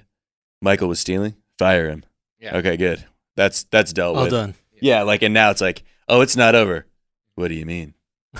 Yeah, I mean, Christie's advice is good. Like, you can't shorten the investigation, but you can make it longer by committing crimes. So don't do that. Right. And then again, who knows what that would have been like if Jared Kushner wasn't in the way of Chris Christie actually joining the White House. It definitely seems like Trump would have handled all of this better if Christie had been closer to him. Or, when you also think about it, he doesn't listen to anyone. So he does not listen to anyone. It could have been a holographic ghost of his father. And Christie and McGahn might have taken the same lift away from the White House. Right. So the report heavily corroborates Comey's claims that Trump cleared out the room to speak to just him about letting Flynn go, a decision that could definitely be seen as a serious attempt to influence the investigation. He talks to other people besides Comey, but also lists Comey's notes and stuff. It definitely seems like, based on everything the Mueller investigation dug up, Comey's recitation of events while he was head of the FBI is very credible. The Mueller investigation seems to be concluding that like what Trump did was obstruction in this specific instance, although again it doesn't call it that because it's not going to make a prosecutorial judgment. Well, the president said he hoped Comey could let Flynn go rather than affirmatively directing him to do so, the circumstances of the conversation show that the president was asking Comey to close the FBI's investigation into Flynn. Like, and so it began. Pretty clear. Yeah. Trump repeatedly whined about the investigation during intelligence briefings. That comes up that, like, he would be talking about, like, ISIS and something, and he'd start whining about the investigation, and the briefers didn't know what to do about it. Like, right. they were like, I'm not going to comment on it. I don't really, okay. Like, right, yeah, you have, like, someone from, like, the CIA or something, like, what about this Russia bullshit, huh? Yeah. He did repeatedly complain that the Mueller investigation was making his job as president impossible, but it seems like everyone he worked with besides him was trying to move on and just do their jobs, and he was the one that couldn't get over it, which I find interesting. If he had been able to, most of the bad behavior in this section would not have occurred. On at least 2 occasions, the president began the presidential daily briefings by stating that there was no collusion with Russia, and he hoped a press statement to that effect could be issued. Pompeo, head of the CIA, recalled that the president vented about the investigation on multiple occasions, complaining that there was no evidence against him and that nobody would publicly defend him. It's pretty wild. Michael Flynn would have defended me. Yeah, he sure would have, buddy. He sure would have. Trump repeatedly badgered Comey and other Department of Justice officials to announce that he was not under investigation. They tried to explain to him why this was a bad idea, but he did not listen to them. Trump basically used firing Comey as an excuse to note that on 3 occasions the FBI director told him that the president was not under investigations. Like, it seems like his primary reason in firing Comey is that Comey wouldn't state publicly that he had told the president that he wasn't under investigation. Right. And Trump used the firing memo as an excuse to say that. It's pretty wild. The Mueller report definitely seems to be concluding that the firing of James Comey may have also been an example of obstruction of justice. So that's pretty cool. What version? Sorry, what version of the report are you looking at? Do you fucking think we'll believe? No. What version? Because we know for a fact Trump is not reading the report. No, good God, no. No, it's a thing with words probably on not it. reading an entire article about the report. Yeah. There's a chance he might have listened to Barr's entire summary, but like what do you think he knows? Because it does seem like across the days after the day after the report, he started calling some of the details bullshit. Like, I just wonder, we've never had a president who can't or won't read before. How is the information coming to him? Like, how is he digesting this? Is it just Fox's? It seems like he mostly gets it from Fox News. Yeah, right. That's been true in the past, serious. But this is like such a specific document, and it's so dense that, like, I'm curious. Like, I mean, I'm sure there'll be another book where someone talks about how they had to like dumb it, like Cliff's Notes it, or just highlight the good parts. This doesn't talk about how Trump gets his information, but it does talk about how relentlessly, when he's interested in something, like he was incapable of not asking everyone around him to try to get Comey to drop the Flynn thing when that was his focus. And then, like, when he wanted someone to say that he wasn't being investigated, he brought that up to every single person he talked to. Right. Because, again, he's kind of incapable of listening to people. Yeah. Especially when there's something on his mind like this. Right. I bet there's a lot of conversations happening where he implies that he's read the Mueller report, but everybody knows he hasn't. Where he's like, what'd you think of it? Yeah, me too. Oh, yeah. Yeah. Remember page 83? I remember that part. That was fucking tight. Right. Total bullshit. So the fact that the report notes that the firing of James Comey was never like going to close the investigation, and could not have, which is a mark in the president's defense. It seems accurate to say that Trump's intent in firing Comey was to punish him for not openly stating that Trump was not being investigated, more than it was an attempt to disrupt the investigation. That seems to be the conclusion that the Mueller report makes. The analysis of whether or not the president obstructed justice gets really interesting after this point in the report. It notes that his talk to Comey about the loyalty pledge, if you all remember his asking Comey to be loyal, does support the fact that he was trying to put the kibosh on the investigation. But then it basically says that Mueller Yeah, I'm just going to read this quote because it's pretty remarkable. As described in Volume 1, the evidence uncovered in the investigation did not establish that the president or those close to him were involved in the charged Russian computer hacking or active measure conspiracies, or that the president otherwise had an unlawful relationship with any Russian official. But the evidence does indicate that a thorough FBI investigation would uncover facts about the campaign and the president personally that the president could have understood to be crimes or that would give rise to personal and political concerns. So he's saying that, like, we didn't find any evidence of a conspiracy with Russia, but the evidence suggests that the reason the president was so worried about the investigation is because he committed a bunch of other crimes that he was worried would be revealed. Right. Like, that's Comey stating that as directly as he can. Mueller stating that, or that's Comey? Mueller stating that. Sorry. Yeah. Just kind of circling back on a detail that we talked about earlier. Just in terms of like Trump and the people around him having direct Russian ties.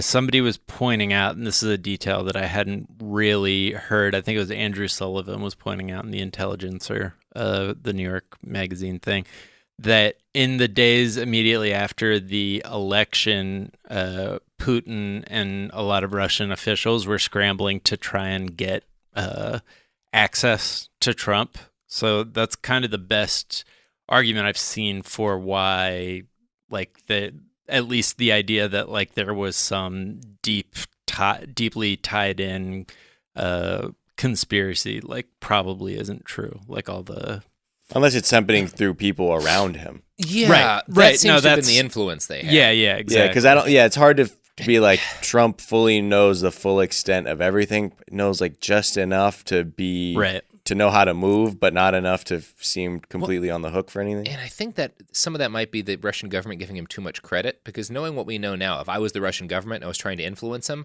I would just reach out to someone on Fox News and get them to talk about the president should let Russia have Eastern Ukraine. Like that, you don't need to talk. He doesn't listen to people who talk to him. Yeah. Like I'm going to guess that's what Putin learned in their meeting, is that like, oh my God, this guy can't fucking pay attention. This guy can't even hear me. He's just talking about Comey. Who the fuck is James Comey? Like, ahead of that, so. Would you say that the investigation's not into me? Like, right. Yeah. So, it talks about for a while about how he repeatedly tried to file the special counsel, McGahn, after McGahn refused to talk about how there were conflicts of interest between Robert Mueller. And what Trump thought was a conflict of interest is that Mueller had interviewed for the head of the FBI job and not gotten it, which like everyone else was like, that's not a conflict of interest. And he was like, you got to tell people about this conflict of interest. But it wasn't even that. But it's not. Like, It was the golf course thing, too. Oh, wait. Where he was like, Robert Mueller tried to get into one of the golf courses. Oh, that's not in here. Wait, is that another one of them? Hold or on. maybe I missed it. Yeah, There's 448 pages. Look it up. But I'm pretty. One of the other things that he was pointing to was like, he's mad that he tried to get into like a club and didn't. Or some other. It was something tied to golf conflict. Where it was like, what? You're also putting that layer on top of it? Beautiful. That is a very Trump story. Trump, March 3rd, but we have conflicts. I have a nasty business transaction with Robert Mueller a number of years ago. I said, why isn't that mentioned? He wants the job as FBI director. I mean, these are things that are out there. They know it. Why isn't that? And I didn't give it to him. Why isn't that mentioned? Wow. Yeah. But what about the membership fees for Trump National Golf Course? I think that's the nasty business transaction that he's talking about. So Bob Mueller couldn't golf at a mediocre golf course. Or it was a dispute over fees or something. Yes. Okay. Right? So it wasn't. So. Okay. Robert Mueller's family was members of the Trump National Golf Course. He said, we're not even using this membership anymore. We'd like to cancel it. Can we get some of our membership fees back? Right. And they did. Right. Okay. But that was like pretty damning. Well, this changes everything. Yeah. Let's just throw this. You know what? I'm sorry we wasted everyone's time who's listening. I believe that a man who was shot in combat for his country would give all throw of that all up that away because of because golf club membership fees he recouped. Yeah. And I do think that is more than anything a window into Trump's psyche, because that is totally something he would do. Trump would burn this country down if someone to fuck didn't somebody give him over a $30 refund. For yeah. Oh, yeah. Yeah. Now, you probably have run into some quotes from pieces of Trump's reaction when he was first told about the special counsel investigation. The best. I want to read that little bit in full because it's good for the soul, and we could all use that at this point. Mm-hmm. The president learned of the special counsel's appointment from Sessions, who was with the president, Hunt, and McGahn during conducting interviews for a new FBI director. Sessions stepped out of the Oval Office to take a call from Rosenstein, who told him about the special counsel appointment, and Sessions then returned to inform the president of the news. According to notes written by Hunt, when Sessions told the president that a special counsel had been appointed, the president slumped back in his chair and said, "Oh my God, this is terrible. This is the end of my presidency. I'm fucked." The president became angry and lambasted the attorney general for his decision to not recuse the investigation, stating, "How could you let this happen, Jeff?" The president said the position of attorney general was his most important appointment and that Sessions had let him down, contrasting him to Eric Holder and Robert Kennedy. Sessions recalled that the president said to him, "You were supposed to protect me," or words to that effect. The president returned to the consequences of the appointment and said, "Everyone tells me that if you get one of these independent counsels, it ruins your presidency. It takes years and I won't be able to do anything. This is the worst thing that's ever happened to me." The president told Sessions he should resign as attorney general. Sessions agreed to submit his resignation and left the Oval Office.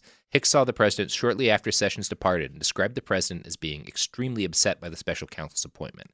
Hicks said that she had only seen the president like that one other time, when the Access Hollywood tape came out during the campaign. Mwah. Chef's kiss. Oh. Eric Erickson maybe was the one? So I'm trying to think of the person. Oh, no, it was someone from Gateway Pundit, I think. Jim Hoft, who said that line, the reason why the president responded, "I'm fucked, it's over," is because he knew that the deep state had now initiated a coup against him. And that was the reason. Cool. Yeah. Cool. It's just funny to see like the ways the like journalists on the right are trying to answer or rationalize things. Oh yeah, it wasn't because he did anything wrong. It's because he knew the deep state was gonna fucking end the whole thing. So. Yeah. Yeah. There's also just such little child vibes to it. Yeah. Where he's like, "This is the worst thing that's ever happened to me." It's like, what? And there's a lot about this that led to like you just hear how little trust everyone around the president has for him. Right. So Sessions gave in his resignation papers, but Trump ultimately didn't ask him to resign yet. But the president kept his resignation letter. And then Reince Priebus was like, "Jeff, you got to get that letter back. It's going to be," the words he used was a shock collar on the Department of Justice's neck. Like, you have to take that back. So the president tried to argue that Mueller interviewing for So the president tried to argue that Mueller interviewing for the director of the FBI job was a conflict of interest. Steve Bannon told him that was ridiculous and petty. Like, Steve Bannon called it petty. Right. Because at least he's somewhat in touch with the version of reality some people are engaged in. You have to be a good propagandist. You have to at least know what the world is. You can't just be like, "Yeah, man, I'm telling you, cupcakes are making our kids all freaky and shit." Like, what? It's speaking of cupcakes making our kids all freaky and shit. Yeah. We have some product ads now. For Freak Cakes. Freak Cakes. They make your kids unhealthy. And think for themselves. Buy them. Sophie, how much money are we getting from the Freak Cakes people? $1,000 trillion? 1,000 bajillion. Usually it's the high number first. Yeah, your diamond-encrusted grill says Freak Cakes on it. Well, let me tell you about Freak Cakes, Miles. The only cakes that clean your teeth. Now, we're getting a lot of pushback from Big Dental here. Yeah. Every morning, dentists outside my door picketing, fighting, firebombing my windows. That's why I've got those diamond grills on the windows. Exactly. Right. So, fuck with big dentistry and buy some Freak Cakes. Support for the show comes from Public, the investing platform for those who take it seriously. On Public, you can build a multi-asset portfolio of stocks, bonds, options, crypto, and now generated assets, which allow you to turn any idea into an investable index with AI. It all starts with your prompt. From renewable energy companies with high free cash flow to semiconductor suppliers growing revenue over 20% year over year, you can literally type any prompt and put the AI to work. It screens thousands of stocks, builds a one-of-a-kind index, and lets you backtest it against the S&P 500. 100. Then you can invest in a few clicks. Generated assets are like ETFs with infinite possibilities, completely customizable and based on your thesis, not someone else's. Go to public.com/podcast and earn an uncapped 1% bonus when you transfer your portfolio. That's public.com/podcast. Paid for by Public Investing. Brokerage services by Open to the Public Investing Inc. Member FINRA and SIPC. Advisory services by Public Advisors LLC, SEC registered advisor. Generated assets is an interactive analysis tool. Output is for informational purposes only and is not an investment recommendation or advice. Complete disclosures available at public.com/disclosures. Tired of spills and stains on your sofa? Wash away your worries with Anabay. Anabay is the only designer sofa that's machine washable inside and out, starting at just $699. Plus, Anabay sofas are pet-friendly, stain-resistant, and feature changeable slip covers and modular pieces. Get up to 60% off site-wide with a 30-day money-back guarantee. Visit washablesofas.com to get yours now. That's washablesofas.com. Offers are subject to change and certain restrictions may apply. Hey, this is U.S. Olympic gold medalist Tara Davis Woodhull. And I'm U.S. Paralympic gold medalist Hunter Woodhull. As athletes, our lives are about having a clear path. And a team that you can absolutely trust. So when it came to getting the best mortgage, we chose PennyMac. PennyMac is proud to be the official mortgage provider of Team USA and you. Learn more at pennymac.com. PennyMac Loan Services, LLC, Equal Housing Lender, NMLS ID 35953. Licensed by the Department of Financial Protection and Innovation under the California Residential Mortgage Lending Act. Conditions and restrictions may apply. Let's talk about modern home shopping. It's sort of become a fun side hobby, right? Scrolling listings at night, dreaming about kitchens you've never seen, or backyards you haven't even stepped foot in, all from the comfort of pretty much anywhere. Redfin knows a lot of people like you want to own, but are stuck in this browsing mode loop. That's where Redfin flips the script. With listings that update within minutes and tours you can book right from the Redfin app, you can see your dream home the moment it appears. Now, liking a listing is easy, but actually landing it, that's where Redfin comes in. Redfin has over 2,200 agents with local expertise. And Redfin agents close twice as many deals as other agents. That means they want to help you win, not just window shop. Redfin is built to help you go from just looking to wait, this could actually be home. So become the newest neighbor on the block. Visit redfin.com to start finding and start owning. That's redfin.com. We're back! Speaking of us being back, here's more of the Mueller Report. Are you guys dead inside yet? Back because Trump got stabbed in the back by the deep state. Yeah. He sure did. Yeah. Nice. Jack on it. Returning. Yes. In this round, I'm going to rebut everything you say. Oh, boy. Well, you're going to have to rebut everything Mueller says because we got a big Mueller quote here. Okay, good. I'm ready. So the president repeatedly hammered McGahn, his lawyer, to try and get McGahn to call the Department of Justice and tell Rod Rosenstein that Mueller had to go. This next paragraph paints a very vivid picture of what it's like working for Donald Trump. When the president called McGahn a second time to follow up on the order to call the Department of Justice, McGahn recalled that the president was more direct, saying something like, "Call Rod. Tell Rod that Mueller has conflicts and can't be the special counsel." McGahn recalled the president telling him, "Mueller has got to go. Call me back when you do it." McGahn understood the president to be saying that the special counsel had to be removed by Rosenstein.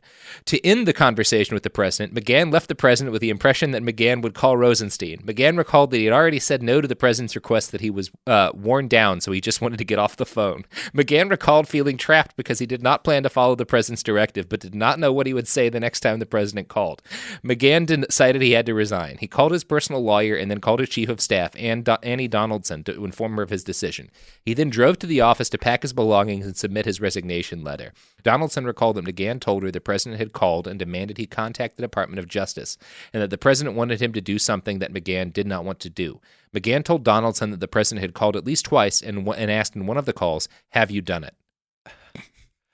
Just real quick, because I listened to the slow burn about the Clinton-Lewinsky affair and the Watergate investigation, and the level of intrigue and just Clinton doing bad things is so minimal that, and the Republicans freaked out about that for 10 years in a row, basically.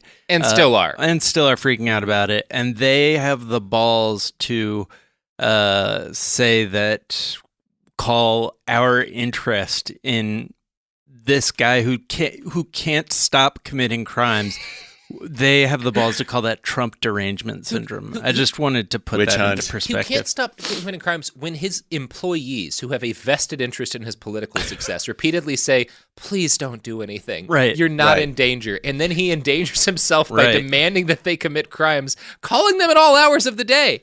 Call Rod and say, Mueller has to go. He has conflicts. Yeah. Those conflicts again? Oh, just like that? Yeah. Yeah, what was the problem? That's not how it works. What do you mean? So McGahn later told Reince Priebus, when he was still trying to resign, that the president had asked him to do crazy shit and seems to have been on the verge of resigning, but eventually did not. And the president eventually dropped the issue because, again, he has the attention span of a 14-year-old. As to whether or not this is collusion, well, the president claimed he was just asking McGahn to bring up Mueller's possible conflicts of interest to the Department of Justice. And then the Mueller report notes that some evidence does support this, but, quote, substantial evidence, however, supports the conclusion that the president went further and, in fact, directed McGahn to call Rosenstein to have the special counsel removed, which, again, is obstruction of justice. The report notes that the president's conversations with numerous other people during this period, including Priebus and Chris Christie, showed that he had an intense desire to, in the president's words, knock out Mueller. Kind of fun to think of Mueller typing all that out. Now, the evidence shows that the president was not just seeking an examination of whether conflicts of interest existed, but was instead looking to use asserted conflicts as a way to terminate the special counsel. So again, the conclusion by the Mueller report is basically the president committed obstruction of justice, but we can't say that because that's not in the scope of this thing. Right. Here's us outlining the obstruction he committed. Here is a detailed description of him committing obstruction of justice. Yeah. Also, it's a good snapshot of what life is like for people who work for Donald Trump. It's also a good testimony to how to deal with a shitty boss. Just say, yeah, sure, boss, and then don't do the terrible idea he's telling you to do. That almost always works. Oh, yeah. I do it every day. Yeah. Fuck you, Miles.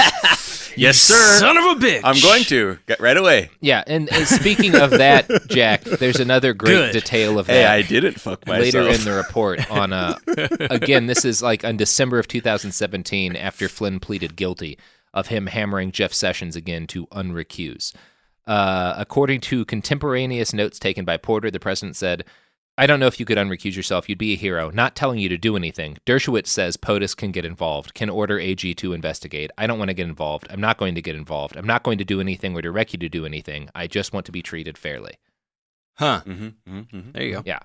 Now, the report does seem to suggest that Trump's constant attempts to get Sessions to unrecuse himself were, in fact, acts of obstruction. Do they? And they use quotes there, too, when they say unrecuse? In that instance? Let me see here. Yes. Oh, okay. Yeah. So that really is like a shade move. Yeah, that's a shade move of him being like, if we're this is not a word. In Trump vocab, unrecuse himself. You will unrecuse yourself. Yeah. So the report does seem to conclude that Trump's constant attempts to get Sessions to unrecuse were in fact acts of obstruction. Just like I see the quotes every time. So passive aggressive. Every time. And unrecuse himself. He seems very irritated by this point. There is evidence that at least, he's pissed. One line just says, "Dude, fuck this guy." And you're fuck like, this guy. He seems to be really frustrated at the president and at Paul Manafort. Yeah. Yeah. Well, I hear he's reading the report for Audible, so we'll be able to hear it in his voice. That's going to be great. Robert Mueller reads the Mueller report. We actually are having him on Behind the Bastards soon, but we're not talking about Trump. We're gonna finally get talking about how he nailed the NFL. We're gonna finally get that Mao episode out. Oh. Bob Mueller seemed like the guest for that. Yeah. Right. He's actually, if you heard his Type 5 down at the Comedy Factory, he's really solid. Yeah. I was surprised he was doing so well with the prop bits, but he's actually, he's little racy, but yeah. Right. You know? Yeah. Really racy. It's like, Well, because he says racy and then pulls out an inflatable race car. Yeah, sure exactly. does. It's a good joke. It's a good but then gag. puts an afro on it. Yeah, that's when it gets questionable. Uh-oh.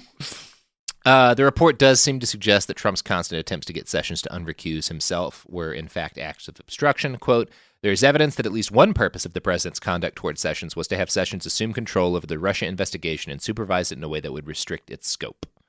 A reasonable inference from those statements and the president's actions is that the president believed that an unrecused attorney general would play a protective role and could shield the president from the ongoing Russia investigation. It's constantly interesting to me how little loyalty and like is shown by the people who are close to President Trump. He asked Rob Porter, the White House staff secretary, to deliver the president's demands to McGahn that he deny publicly that the president had ever tried to fire Mueller. McGahn dismissed that, like the threat that he would be fired if he didn't deliver this, by saying that it would look bad for the president if he did this, and McGahn turned him down again. So again, he keeps ordering McGahn to break the law, and McGahn doesn't break the law. And that's part of why the case against him isn't clear, because people didn't listen when he repeatedly told them to break the law. Because they knew that was like, that's full on. Because these are lawyers. Right. Yeah. McGahn acknowledged that he had not told the president directly that he planned to resign, but said that the story was otherwise accurate. The president asked McGahn, "Did I say the word fire?" McGahn responded, "What you said is, call Rod Rosenstein, tell Rod that Mueller has conflicts and can't be the special counsel." The president responded, "I never said that." The president said that he merely wanted McGahn to raise the conflicts issue with Rosenstein and leave it to him to decide what to do. McGahn told the president that he did not understand the conversations that way and instead had heard, "Call Rod, there are conflicts, Mueller has to go." The president asked McGahn whether or not he would do a correction, and McGahn said no. Do a correction? Do a correction? Will you, yeah. do a correction? I'm sorry. Let me do a correction really quick.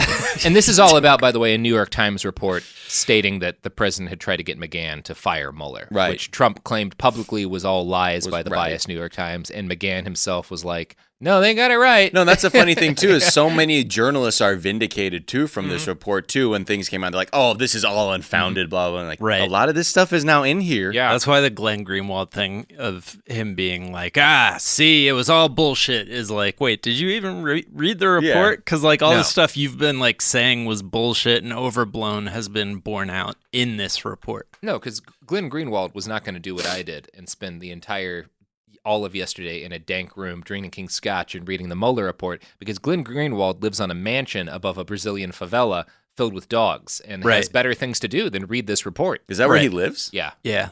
He makes like $1 million a year. Yeah. He lives in Brazil? Yeah. Crushing it. I didn't know that. Yeah. With his beautiful husband. He's one of the best paid journalists on the planet. Yeah. Oh, God bless you. God bless him. Yeah. And he lives above the favelas? Yeah. In where, like Rio or something? I think it's in Rio. Or Sao Paulo? Outside of Rio. Might be Sao Paulo. I don't know off the top of my head. Yeah, sure. Yeah. But it seems like the sort of thing that he had locked and loaded, right? Before the report even came out. Yeah. There's no way he read it all. Good God, no. In 4 hours. No, and it would betray everything he's done up until then. It took me 8, and I really half-assed the reading of this report, guys. I know. It's obvious. So this is all leading up to my very favorite paragraph in the entire Mueller report. And this is as he's talking to McGahn. The president also asked McGahn in a meeting why he had told special counsel's office investigators that the president had told him to have the special counsel removed. McGahn responded that he had to and that his conversations with the president were not protected by attorney-client privilege. The president then asked, "What about these notes? Why do you take notes? Lawyers don't take notes. I never had a lawyer who took notes." McGahn responded that he keeps notes because he's a real lawyer and explains that notes create a record and are not a bad thing. The president said, "I've had a lot of great lawyers, like Roy Cohn. He didn't take notes." Boom. Mob lawyer Roy Cohn. Famous crime lawyer Roy Cohn. What are you doing? Notes? Who does that? Why aren't you like Roy Cohn? Because I'm not committing crimes that guarantee you'll be impeached. Right. Like, I'm not going to do that because I'm a real lawyer. Right. Again, McGahn's one of the guys you come across from this being like, well, at least you're competent. Right. Yeah. Because I'm a real lawyer is such a fucking condescending answer to be giving to the president of the United States. I'm sure, too, like with Trump, he's like not used to being spoken to like that. No. And I'm sure if Don McGahn is like, fuck you mode. I don't give like, shit that anymore. Trump probably took all of that. He's like, because I'm a real lawyer. Because he's seen what's happening to Flynn. I'm not going to go to prison for you. And other people probably would never. I hope that Don McGahn was so just shitty. Like, I mean, obviously, fuck him, like guiding Brett Kavanaugh through the confirmation shit and that as being a swan he's song. A bad person. But like, just if it were like a scene in a show of just being like, shut the fuck up, okay? Right. Because I'm a real lawyer, you fuck. Because I'm a lawyer. It's not bad to take notes, Donald. I've never seen that. You never seen that? The TV show that it would be seen from, someone though, write? Yeah. The TV show that it would be from would not be House of Cards. It would be Veep. Because you also have to imagine that McGahn was taking notes of that conversation while this was happening. Telling him not to take notes. So Trump was then like, You're doing it again. Yeah, it's like asking about notes. Said creating record. Right. Just said, but Roy Cohn didn't do that. Okay, I got what I need. Mr. President. Look, I got a lot of tables, man. I got to get out of here. Yeah.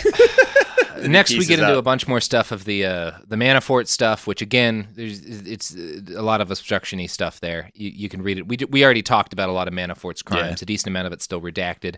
We get to what's probably Roger Stone next, but again, everything about Stone is redacted right now, so it's a little bit hard to say. There is a partially redacted paragraph talking about the president and Michael Cohen that makes Donald Trump sound exactly like a mob boss, so I'm going to read that next. Okay. A few days after the searches, the president called Cohen. According to Cohen, the president said he wanted to check in and asked if Cohen was okay, and the president encouraged Cohen to hang in there and stay strong.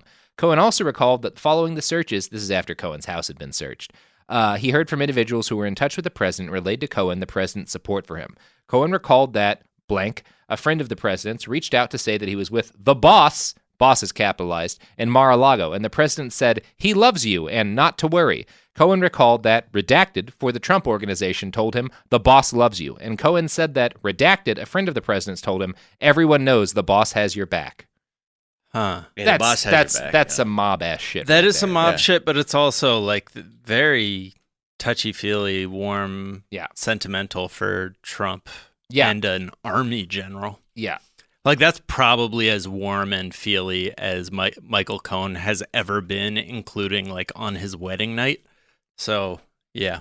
Yeah, the fact that he turned on him after the boss loves me. Yeah. And, sorry. I take a bullet for him. Well, and I'm going to testify. Right, but he has to say it in the third person because saying you would be, like, too emotional. Yeah. And he said that the boss loves me. The Mueller Report concludes that the president probably knew and directly approved of Michael Cohen lying to Congress. The evidence could support an inference that the president was aware of these facts at the time of Cohen's false statements to Congress. So the president probably committed a crime, and the evidence could probably support that he committed a crime. Yeah, that's what Mueller seems to be saying. At the conclusion of the report, it reiterates that it will not make traditional prosecutorial judgments, but does note some conclusions.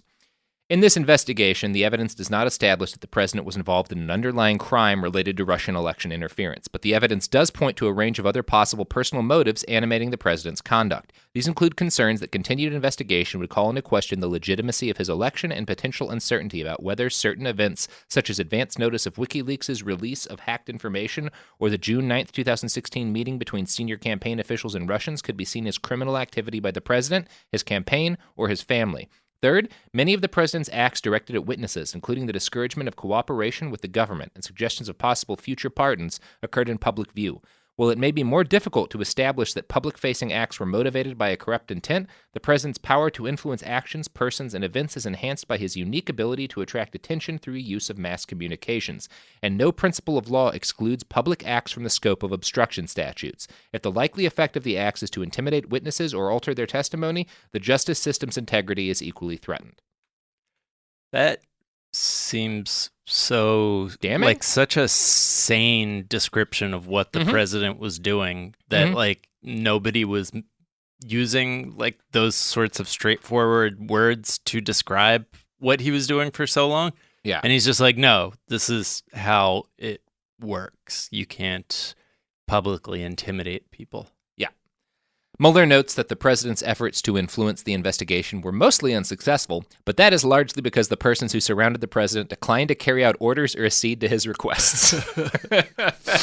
He kept urging them to do crimes, and they were just a little too smart to do it. Right. Yeah.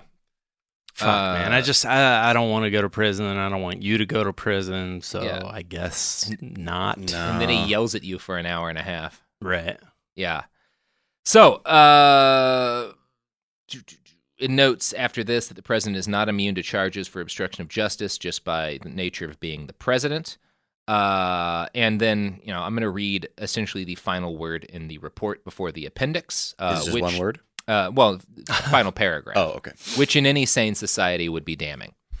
Because we determined not to make a traditional prosecutorial judgment, we did not draw ultimate conclusions about the president's conduct. The evidence we obtained about the president's actions and intent presents difficult issues that would need to be resolved if we were making a traditional prosecutorial judgment. At the same time, if we had confidence, after a thorough investigation of the facts, that the president clearly did not commit obstruction of justice, we would so state. Based on the facts and the applicable legal standard, we are unable to reach that judgment. Accordingly, while this report does not conclude that the president committed a crime, it also does not exonerate him. For the third time. Right. That's my fucking notes. Holy Whoa. shit. You really threw that bagel down. Where are the bagels? Where's my tossing bagels? They're already on the ground. Bring me my tossing bagels, Thank you, surf. Fuck you, Yeah, bagels. I'm not surprised by anything in there.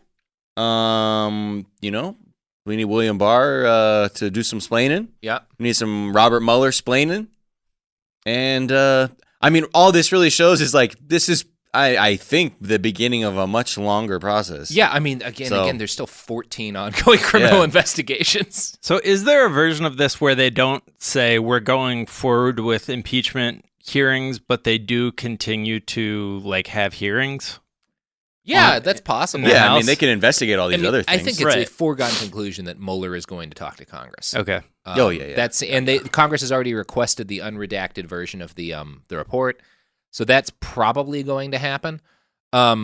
So far, Democratic leadership has been unwilling to, and has in fact directly stated they don't want to pursue impeachment. Right. I saw that. Which, I will say, based on my non-lawyer knowledge of what I read in the report, definitely seems like there's enough to impeach over. Right. At least, do, because obviously impeaching doesn't mean he gets kicked out of the job. It's just starts. Right. An Impeaching is just a political act.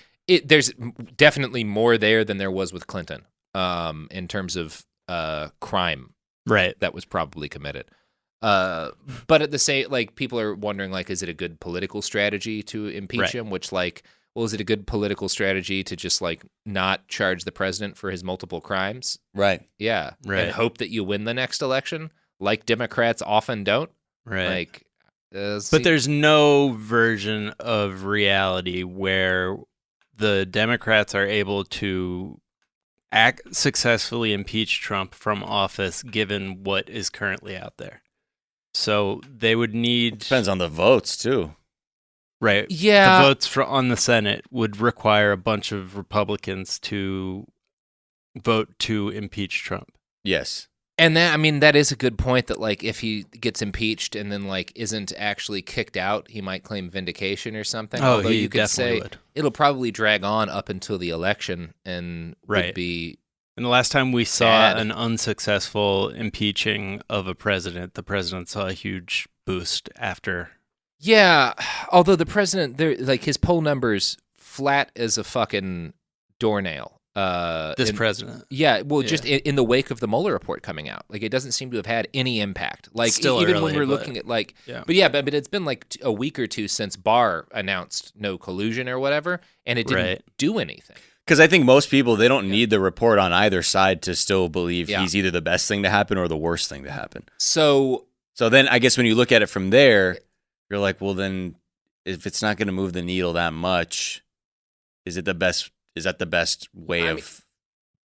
I'm not going to make a judgment on whether or not he should be impeached because there's a lot of thinking behind that. I will say it seems like a horrible dereliction of duty to not hammer every aspect of this. Bring Mueller up before Congress. Publicize heavily every investigation that is still ongoing. It needs to be kept in the public eye up until the election. Yeah. Oh, yeah. And the president committed a huge number of crimes, it sounds like. Right. And by having people under oath in a televised test, if they're testifying and giving testimony, you can hopefully chip away a little bit at the court of public opinion too. Right. If it's nonstop of people being and then he asked me to do this. Yeah. And I was I can't do that. Yeah. Yeah, I want to hear Donald McGahn talk about all of the times Trump tried to get him to commit crimes in front of Congress. I really want that. Because what was the in the Watergate thing, one of the first ones was just an office assistant who they asked to shred documents. Yeah. And that whole thing was kind of the first anecdote that people were wait, what's going on? Yeah. Because higher ups are I don't know how to use this document shredder. Right. And the idea that Nixon should be impeached was incredibly unpopular at the start of those televised hearings, and it completely flipped by the end of the televised hearings. But I mean, I think people are too aware of this whole process to have their mind changed that much by a televised thing. But I do think, as we're, looking at the 2020 election, if there is a televised, hearing where different just incompetence and dishonesty and just being terrible at the job are kind of coming out in drips and drabs, that's not a bad thing for Democrats, and that seems like it would be a smart strategy. Yeah, it does seem like it would be a smart strategy, but we are talking about the Democratic Party here, so I look forward to them doing something that makes everything worse. Yeah. That is what I can rely on the Democratic Party for. So I'm excited about Hillary's 2020 run. Nominate partnered Biden with Tim Kaine once again. Oh, man. Biden-Kaine ticket, baby. Yeah. Who do we Hola, toss in that mis campaign? amigos. Yeah. How do we get the lefties on board? Oh, let's bring back Tim Kaine. They love Tim Kaine. Right. Oh, geez. Oh, Jack's breaking the streak. Our mic just fell off, maybe related to all of the bagel tossing I've been doing. No way to know. See, you've angered the Lord. You know what, Daniel? When you get done with that, hand me those bagels again. I'm gonna give one more good toss in before we Thank you. Before we throw Right the on pluggables. out. Yeah, you guys got any pluggables to plug? Bagels are down there. Thank you, Daniel. Last time I did Glade plugins. I did Belkin surge protectors for all your pluggable items. None here. Daily Zeitgeist. Daily Zeitgeist. Check it out. Oh, they already know. Week daily, Monday through Friday. Well, not everybody. Man, if apparently. you don't, fuck, bruh. Bruh. It's the sickest second-rate podcast in the building, man. Check out the Daily Zeitgeist. If you're looking for a great tube of throw-in bagels, I can recommend Sara Lee Deluxe Bagels Blueberry. Tube of throw-in bagels. I mean, just listen to how good these toss. Oh, yeah. Solid bounce off one of the soundboards onto a couch. Really good throw-in bagels, and they're still intact. We'll be eating those bagels. Well, yeah, it's because of the preservatives, baby. Mm-hmm. I think those bagels became throwing bagels because nobody wanted to eat them. Yeah. And I did want to throw them. They were therefore donated to the Throwing Bagel Fund. His throwing bagel basket that we Yes. put for Robert every day. So buy some throw-in bagels of your own. Toss them to relieve your frustration about the Mueller Report and the horrible morass of hatred that we are all slouching closer to in 2020. Gonna be a fun election. We're all looking forward to the best. Wow. Hey, Super Robert, do you good. have any pluggables? No. I think you do. I don't have any other shows That's that right. I know of. He only does. Do you even do this show? No. Right. All so right. what are we Where talking Then about? I want to talk about a podcast that I've been listening to lately. Big fan. Slow burn? Yeah, it's called Slow Burn. Uh-huh. No, it's called It Could Happen Here. It is terrifying. It's about the possibility of a second American Civil War. Ties into all this a little bit. Yeah, it ties into all this And quite a those bit. militias at the border. Yeah. What you might not know is when we're talking about, possible impeachment, that the right is already saying they will murder us in the streets if people try and remove Trump from office. So Just some of them, including several of the people named in the Mueller report. yeah. So that's worth taking into account. It Could Happen Here is mind-blowing. Every week it's growing more and more. It's become a phenomenon. Check it out. It Could Happen Here. So make yourself sad and scared with It Could Happen Here, and then stockpile food and armaments. Yes. And those buckets And from those Jim buckets from Jim Baker. Baker. Yeah. Baker buckets. Actually, buy Indian Army rations. They have a really good shelf life. They're pretty cheap. And they Really probably use tasty. like good flavors. Really good. Yeah. I mean, you want a lot of curry in your rations. Like not like a turmeric chow keeps mein your immune system up. MRE you get out here. No, those are the worst ones. All right. I have a podcast called Behind the Bastards, which this is. So I shouldn't plug the podcast you this need to. is. I'm all out of sorts. You're so good at this. I man. liked when Buy Jack was plugging your show. It felt like a weird toast at a fucking wedding. Or Right, something. It's yeah, like the guy. I got a podcast I want to tell you about. It's like, and Robert's like, oh God, Oh, boy. so embarrassed. I am hungover from the Mueller report. Right. It's terrible. Also, buy merch for both of our shows at Buy T merch Public. from T Public. It will keep you warm as the country burns down around you, or will keep you cool. Yeah, get a tank top, maybe. Yeah, get a tank top because it's going to be even warmer soon. Cool as the day is long. Could be insurgent warfare or climate change. I don't know. You might not need sleeves anymore. I'm just saying, nothing looks better than a freedom fighter with like those arms bared. Get them big guns. The right to bear arms. You could be like that guy in Libya who stuck a cannon in a shopping cart. Shopping cart technical guy. No, it wasn't like a 50 cal or something. Yeah, it was like a 50 cal. Yeah. Anyway, I don't know. The podcast is over. Go hug your family, kiss a cat, throw some bagels.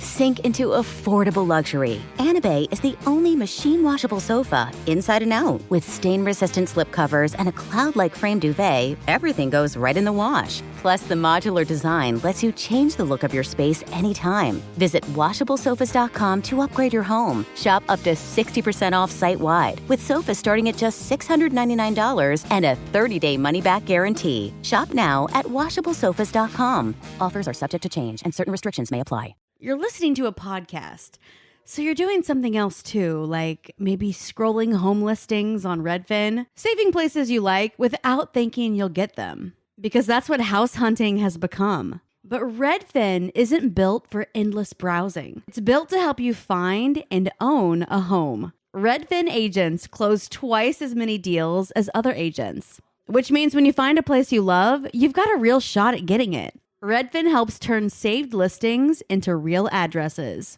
Get started at redfin.com. Own the dream.